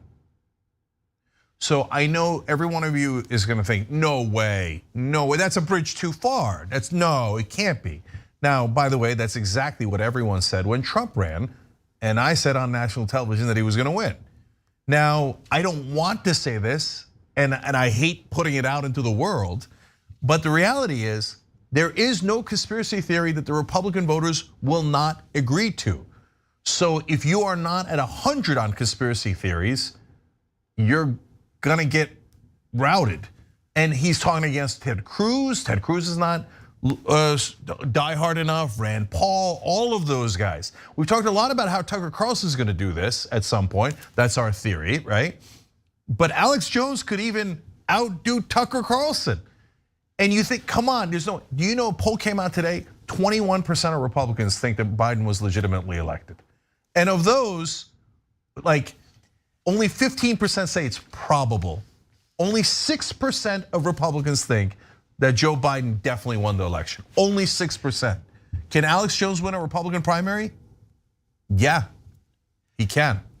The psychology of polls for me is when people get asked a question, they know that it's a poll. They know that this stat's gonna be used in one way or another politically. So I think that it overrepresents how many people actually believe Trump was elected or not. But at the end of the day, that doesn't even matter to me because that stat's gonna get used and that stat's gonna get cited and that stat's going to start out as something that's inflated, but it'll end up just feeling about right and people are gonna are gonna believe in it. And really the hands that they're playing, I mean, I think Trump and Alex Jones, in my opinion, just make a point out of diluting their audience. And whether it's selling them some miracle cure or lizard people theories or selling them that Trump's gonna back them, they're just lying. And so they have no problem playing their crazy hands.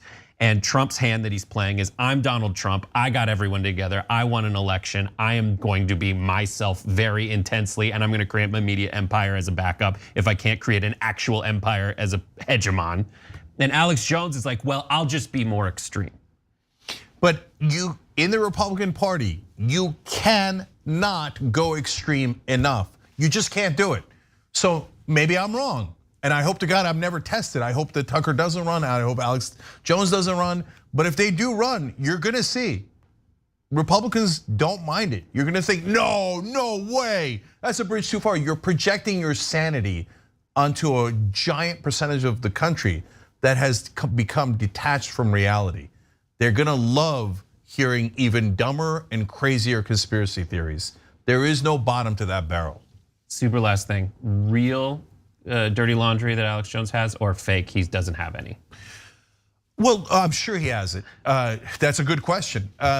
So Alex Jones lies about almost everything, but in this case, there's tons and tons of dirty laundry on Donald Trump. Anyone who knows him knows terrible, awful things, right, that he's done. That goes from people who worked at NBC, back when he was a respected member of the media. They all knew, right? So does Alex Jones have supernova dirt on Trump? Very likely, okay? And now here's the last twist. Now, if somebody in mainstream media, Anderson Cooper, Jake Tapper, whatever, breaks that story of the same exact dirt, no Republican will believe them. But if Alex Jones says it, a giant percentage of Republicans will believe it. We're in the upside down world where Alex Jones, who's a certifiable lunatic, is considered one of the more credible sources within the Republican Party. They would take him way more, 1,000 times more seriously than any writer for the New York Times. That's a fact. All right, we got to take a break. When we come back, Marjorie Taylor Greene wants a divorce. And are you gonna grant it to her? We'll find out after this. It's not human intelligence.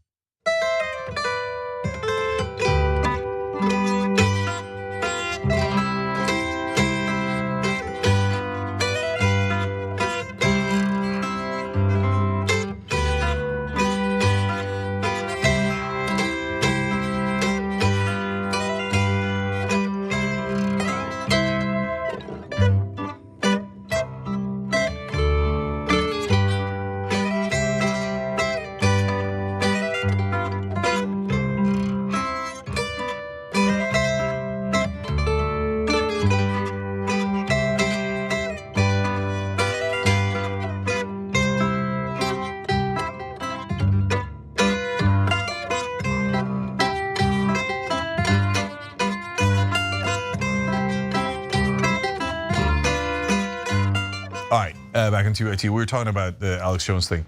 I think he would pulverize Ted Cruz in a debate. It wouldn't even be close because Ted Cruz is, you want to talk about a lizard guy? I mean, he'll humiliate himself in the middle of the debate. They will surrender to anyone who's quote unquote strong enough. I mean, Marco Rubio by the end of the debate will be like kissing Alex Jones' shoes. So.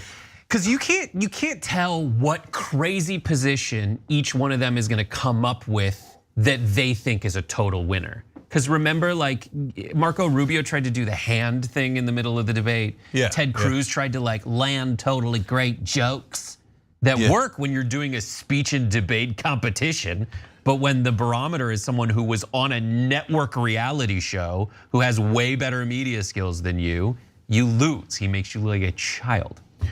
And because, all right, I've said enough. Okay, now let's move on to a couple of things. First of all, don't forget the New Year's stream.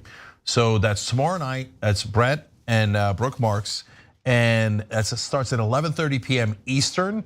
So twitch.tv/TYT, you can win a $120 Shop TYT giveaway. By the way, 25% off at shoptyt.com right now. But make sure you tune in. Way better than anything on CNN, and there's like if I have to listen to Anderson Cooper giggle for no reason at all, one more time. Okay, I'm turning my TV to you guys. Brooke made like a half-hour highlight clip of the year on Twitch, so you guys have to tune in and see that. It's gonna be awesome. I love it. Okay, and don't forget Aspiration, awesome progressive sponsor. And put your money with it. You invest, not invest, but place in them in fossil fuels or prisons. Aspiration.com/TYT. They plant trees. They actually help save the planet. They give away 10% of their profits. It goes on and on. Minimum wage there is $25 an hour, and you get great rates. Aspiration.com/TYT. All right. And now let me go to Gabby Mathis at YouTube Super Chat. Happy New Year to you all, and thank you for letting me be part of the community. Gabby, you're amazing. Thank you for being part of the community. Fred Jones says, Happy New Year, TYT, keep exposing the truth. Renee Lamour said, Happy New Year, Cenk, Francesca, Anna, and the TYT staff. I hope 2022 will be an amazing year for the progressive movement. Me too, although it's not a hopeful time, but we'll see how it goes. Thank you, Renee. Clown Whisperer, hilarious title, writes, and just because you did not die does not mean that you did not kill someone, referring to the COVID guys. Bernie's effing Mittens writes in, Happy New Year, fam. Please wish my mom well. Fox News is brainwashed, and now she's in the hospital with COVID. Love you all so much. It is so sad to hear it, and it's happened so many times. Yes, our heart goes out to her, and please, I hope she's okay. And then Chef Topher wrote in on Twitch, Cenk, you gave that bot the Uyghur maneuver, so here's some Bezos bucks. I appreciate it. TYT.com/prime. We'll be back.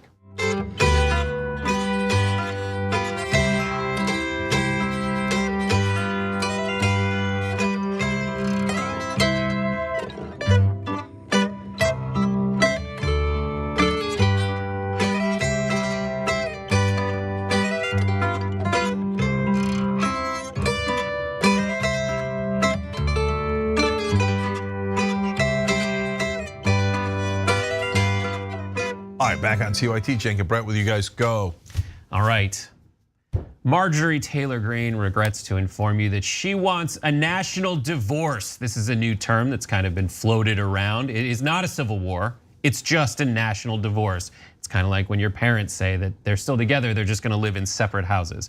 Anyways, this, I'll give you the background on it. We'll try to decode exactly what she means. But first, here is what she is responding to. A guy named Pedro Gonzalez responding to someone else. We'll start at the beginning. Hari Raghavan, as you'll see in this tweet, is someone who's moving from California to Florida and tweeted, this is such a cliche, we're moving to Miami. I know there's plenty to be apprehensive about, worse politics from our perspective and its own superficiality, weather issues, critters, guns, but lots of love and food, warmth, service, industry, vibrancy, a compliment, but just talking about the politics being different. And Pedro Gonzalez writes back, this guy's moving to from California to Florida because he can't stand living in the mess that live politics created, and he still has the audacity to talk down to Florida about their politics. Libs are a cancer. They are the absolute worst people in this country. And then he clarifies saying, I support actively discriminating against transplants like this through legislation. They shouldn't be able to vote for a period. I think they shouldn't be able to vote, period. And they should have to pay a tax for their sins. So Marjorie Taylor Greene naturally weighs in, saying all possible in a national divorce scenario. After Democrat voters and big donors ruin a state like California, you would think it wise to stop them from doing it to another state like Florida. Brainwashed people that move from California to New York really need a cooling off period. So she's saying national divorce. What does it mean? We'll decode it in the first ever TYT News Decoder Ring. It makes our own country poorer and dirtier. It's critical race theory in his school district. Fraudulent entitlement mentality. Coded language.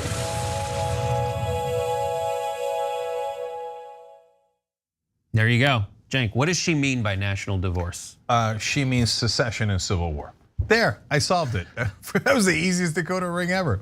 So look, there's two different things here. On the people who are moving to Florida and other so-called red states, Florida's still purple. It appears actually the great majority of those people are actually conservative, not progressive, because people like Rogan and Shapiro, I know those are the more flashy instances of it, but people who are worried about higher taxes, etc., are generally conservatives who are like, oh, I can't stand California, the liberal politicians have ruined it. So you're actually depriving yourself of your own voters on average. Congratulations. But conservatives hurting themselves, not a big news story.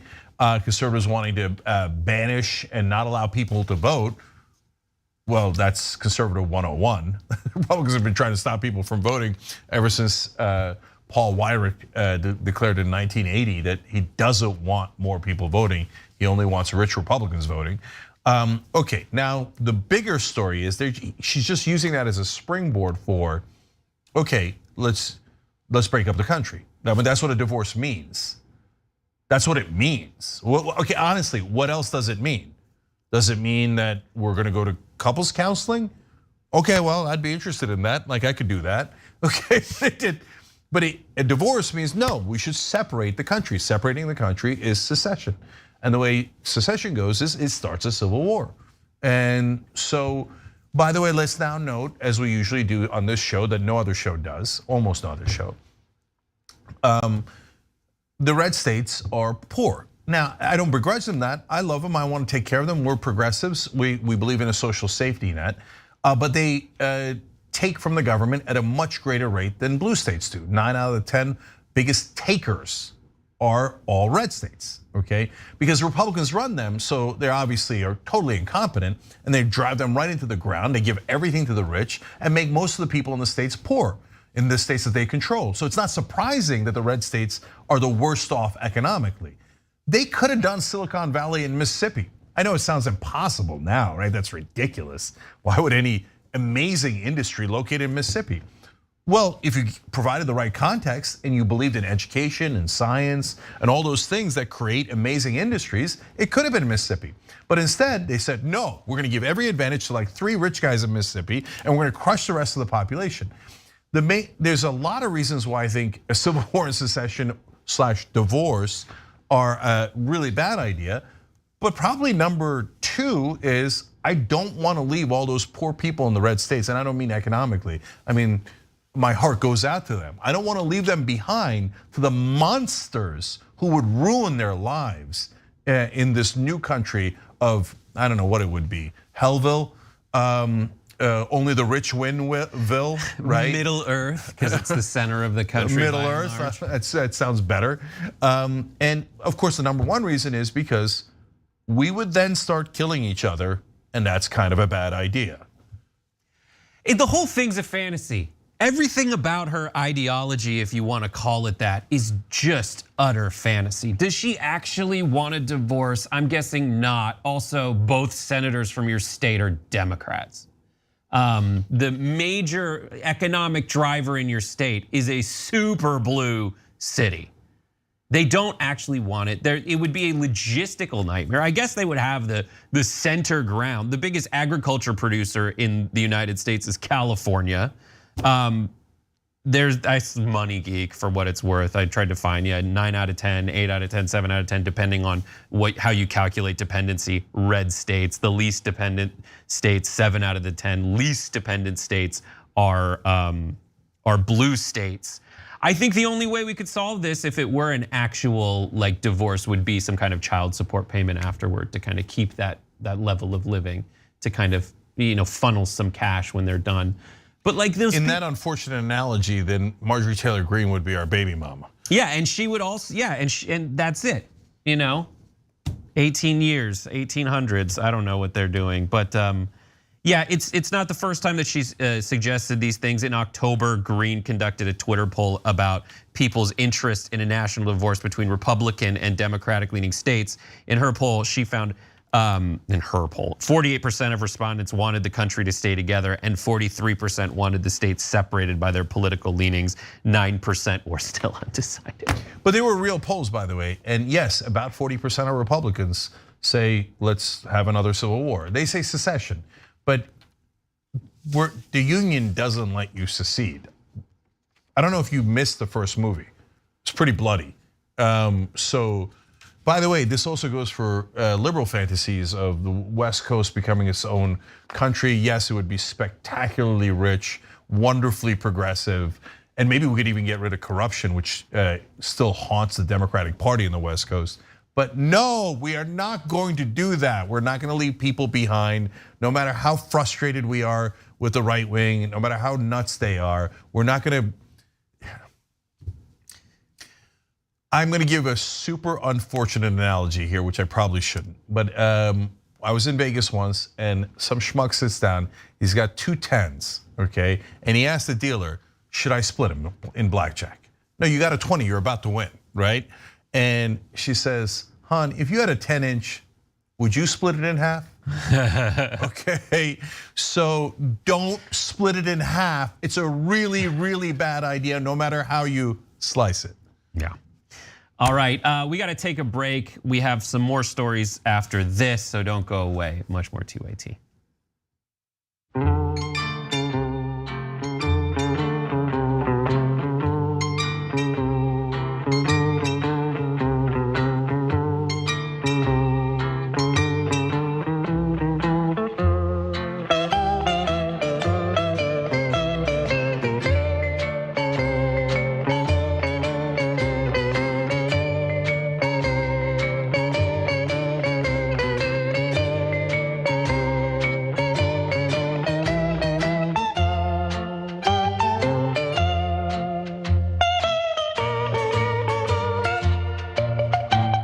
A couple of our members have some interesting suggestions. Wyman writes in, how about if you're vaccinated, your treatment is free? If not, bring your checkbook.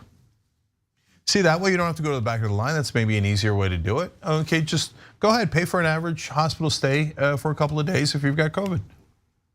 That'll only probably cost you about $280,000. So have at it, Hoss. Land of 10,000, and by the way, we want free healthcare. You guys are the ones that don't even want free healthcare. And then you want to go get coronavirus and you don't want the thing that could have prevented it. And that idea is actually super logical.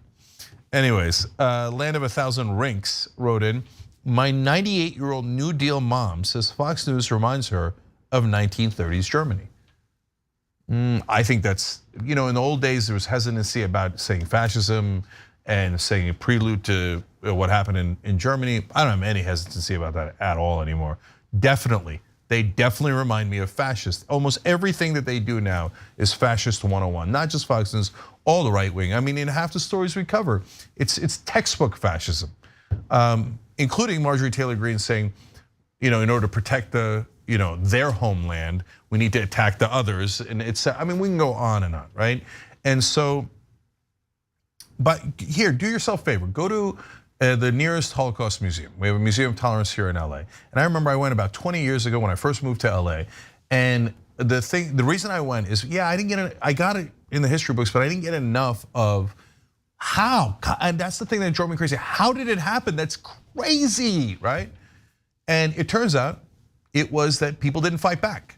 And it was incremental, and they just kept thinking, I guess this is the new normal. I guess this is the new normal. And partly the media would tell them it's the new normal and everybody would accept it. So here we are. And by the way, I'll tell you another amazing fact. People between the ages of 55 and 65 are the most Republican, okay, of any generation. Sorry, 55 to 85, okay? They shouldn't be, they're the ones who get Social Security, Medicare, etc. But they grew up in a time that was conservative and that has stayed with them their whole lives. Get a load of this.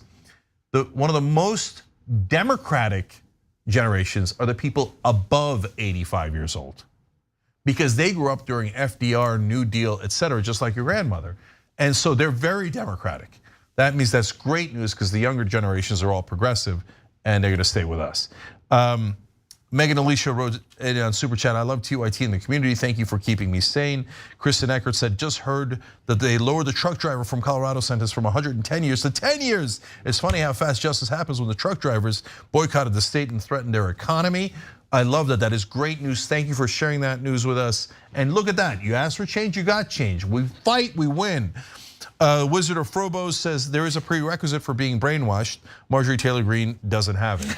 And she has or he or she has a emoji of a brain. And then I am out of time. I love you guys on Twitch. I'll be right back.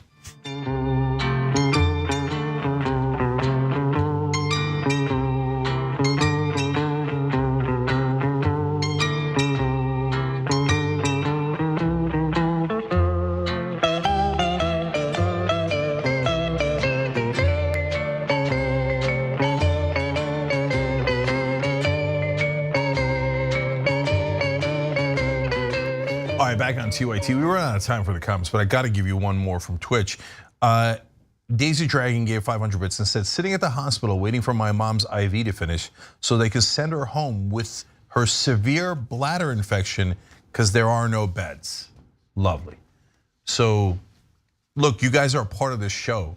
And so those are real people who are not allowed to stay in the hospital with family members with severe situations because the unvaccinated were incredibly selfish and played with our lives as well as theirs. All right, Brett. All right, something slightly lighter, sort of. All right, the rights culture war has a new battleground, and it's Oklahoma, and their target, gay books. What am I talking about? There's a state senator named Rob Standridge who introduced a new bill in the Oklahoma Senate that will allow any parent to ban books, and it'll actually pay them to do so. So under Senate Bill 1142, just one parent would have to object to a book that includes discussions of, quote, sexual perversion, sex-based classification, sexual identity, or gender identity, and other related themes in order to begin the process of removal. Upon receiving a written request to remove a book, a school district would have 30 days to eliminate all copies from the material from circulation. It takes its inspiration from the abortion bill that passed in Texas. This is the one that's in a provision here's more information about it. In a provision that appeared inspired by SB 8 in Texas, the law that deputizes any citizen and entitles them to a financial reward if they successfully sue someone for aiding a pregnant person in obtaining abortion care. Parents will be able to collect $10,000 a day for as long as the book in question remains in the library. I mean, come on. It's pretty amazing. Yeah, so I have a lot to say about this. Yeah, bring it. So number one, makes me want to move to Oklahoma. Wait, what? Well, they said any parent and any sex-based classification. Okay, I object to all the material that has heterosexual couples in it. Give me $10,000 for each book that you do not remove within, what was it, 5 days or something? They're gonna have to remove every book from the library. Otherwise, I'm gonna get $10,000 per day per book. I'm gonna be the richest man in Oklahoma, okay? Oh, you meant discrimination just against gay people. Oh, you didn't mean against straight people. Oh, right, that's because you're a bigot and you're a terrible person. And by the way, the people who suggested this, of course, Republicans in Oklahoma, hate the country. Now that's a fact, guys. Now why is it a fact? If you say that you want gay people to be treated differently, even a mention of a gay person or trans person or anything like that, you think is so horrible that it would corrupt the minds of your children. They're so disgusting that even mentioning their existence would somehow harm your children. Well, then you obviously don't believe in equality. But you're saying literally right there, we do not want them treated the same by law. We hate equality. We don't want it. There's nothing more un-American than that. And for all the Republicans who still pretend, Dave Rubin, and by the way, almost everyone else too, you'll see it on social media. Oh no, Republicans don't hate gay people. Really? They got a funny way of showing it. The mere mention of them in a book leads to, I don't know if they're gonna burn the book spread or they're just gonna toss them out or they're gonna rip them. I don't know. I mean, we had a member write in just a couple of minutes ago saying that their 98-year-old grandmother says that Fox News reminds them of 1930s Germany. She lived through it, right? She saw it at the time. And so, and here we are. They're back to throwing out books that they don't like. Yep, let's make some money right now. Come with me on this journey through banning books in Oklahoma. Any book will do. Let's start with the hungry caterpillar. The very hungry caterpillar sounds hetero enough. There's a very vaguely phallic-shaped insect that's obsessed with holes. You can even stick your finger through the hole, kids. Play along. But wouldn't you know it, that takes a crazy turn when boom, he turns into a butterfly, which is essentially a symbol of homosexuality, banned, $10,000. Well, you got rainbows there. Besides what happened to the caterpillar?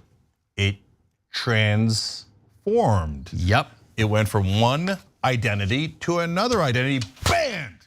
Okay, that's how much Republicans hate gay people. Let's keep going. Similar themes. Ugly duckling thinks it was born a swan. No, you were born a duckling. That's what it says on your birth certificate. You will stay a duckling. Hans Christian Andersen, banned, $20,000. Paddington Bear. Paddington Bear, that's a bear cross-dressing as a human. Banned. Banned. What are we, 30K?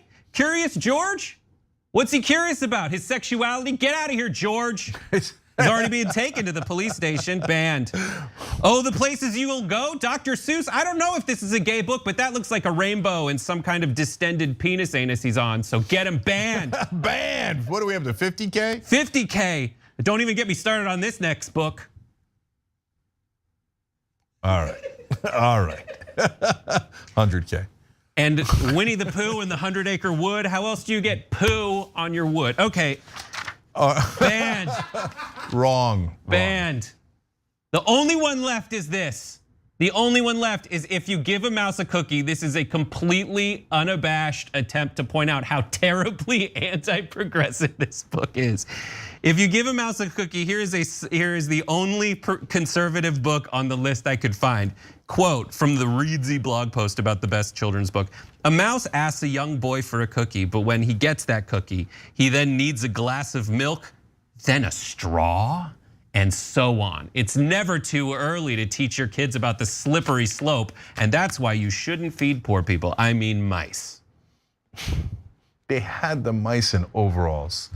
They're just the worst. There's a sequel called If You Give a Moose a Muffin. It's the same thing. The same damn thing. Okay, right wing, I don't need you to be right.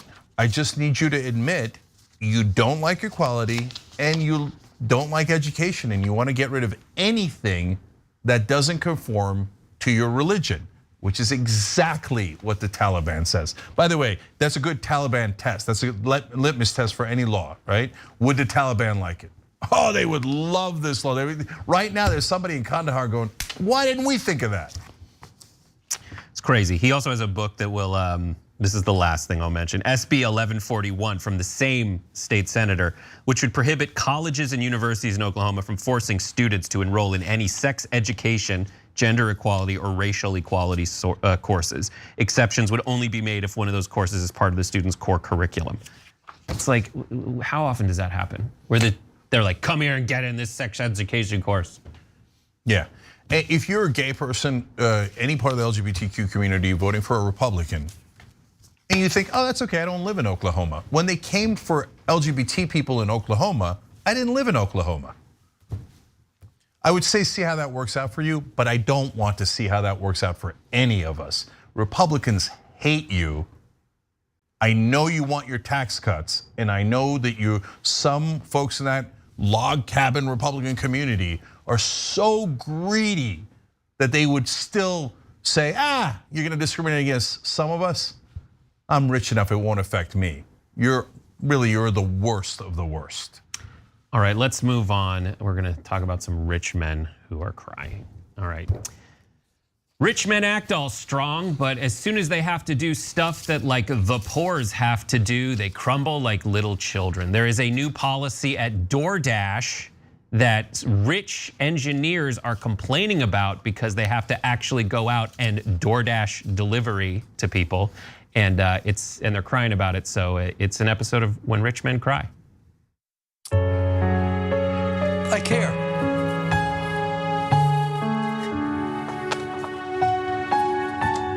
That's it.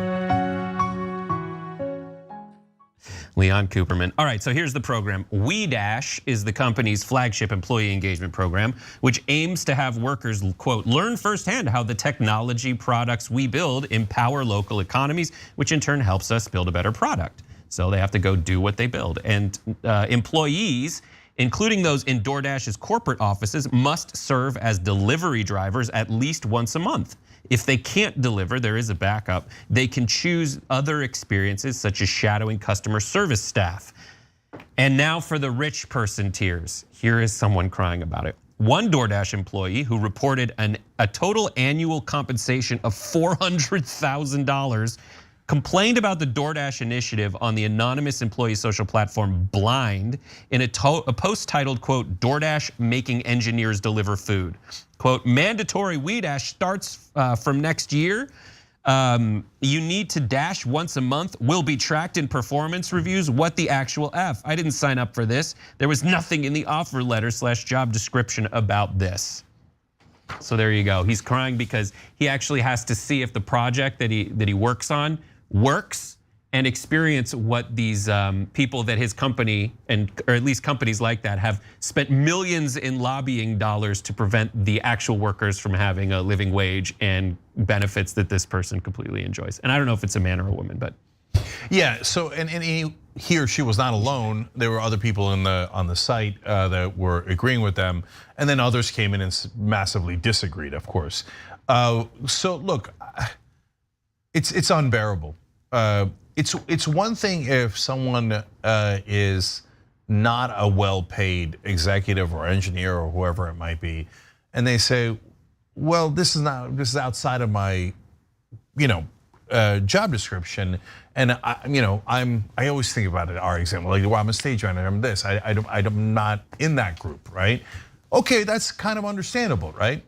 But you say, I don't even want to know our product. Oh, I have to now go deliver at real people's doors? Oh my God, I might have to interact with people that aren't really wealthy. Ugh. Nah, you're fired, go, move along. Hey, you don't want to do the program, no problem. Move along, okay? So I know some people catch feelings over that, right? But no, if you're a really well-paid, this person happens to be an engineer, but like that's executive level pay, right? Mm-hmm. And then I got no sympathy for you. The point is, you're supposed to know the customers, you're supposed to know the process. There's a reason why they made that decision. If you don't like it, that's why God made doors. You're not under duress. You don't, like, for people who don't make as much, it's too crass to say, oh, why don't you leave? Well, it's hard to find a job, and there's a thousand things that go along with that. You're making $400,000 a year, you're gonna be fine, brother. There's the door, move along. We have a poll that we want to know your opinion on. So if you go to tyt.com/polls, you'll see, is DoorDash's new initiative a good idea? Option 1, yes, every employee should understand their company's service, or no, delivering isn't part of their job. I similarly understand the delivering isn't, or this wasn't in my job description and this isn't part of my job.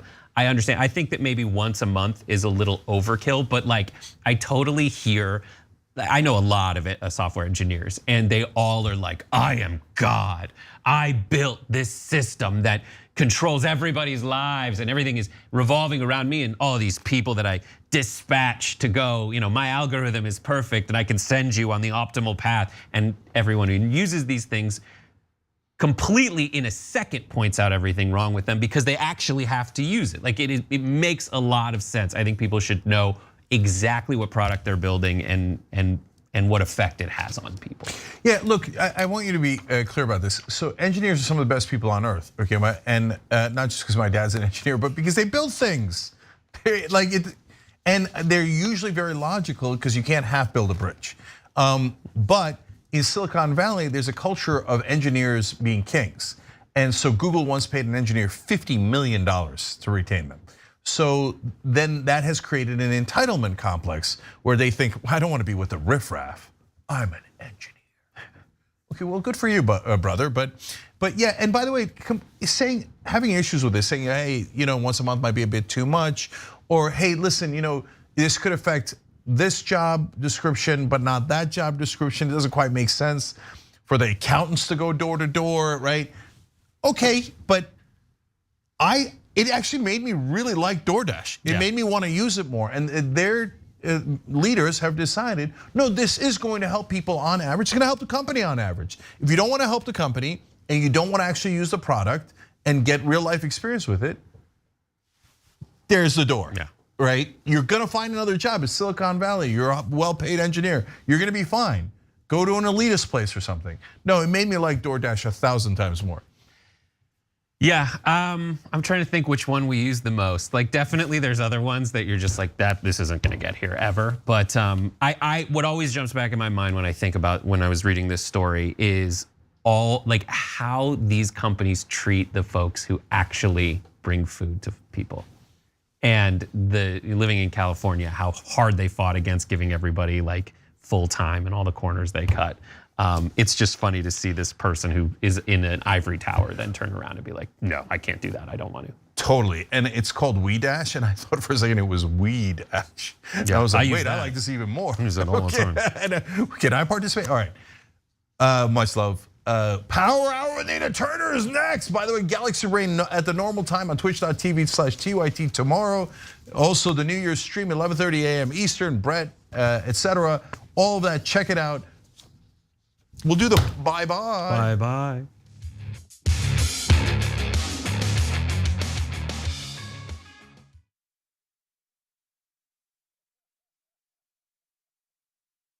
You're about to watch some behind the scenes footage of the Young Turks. Ooh. Now, these are partial videos. If you want to get all of them, you become a member. Go to tyt.com/join, and you'll get all the behind the scenes of me, Anna, John, JR, a little bit reality show like. tyt.com/join, and enjoy this. You know what you're seeing behind me? Jersey. Hold. Watch me flip this camera. However I flip it. Do I flip it like this? No, I just took a picture. I'm bitzing right now.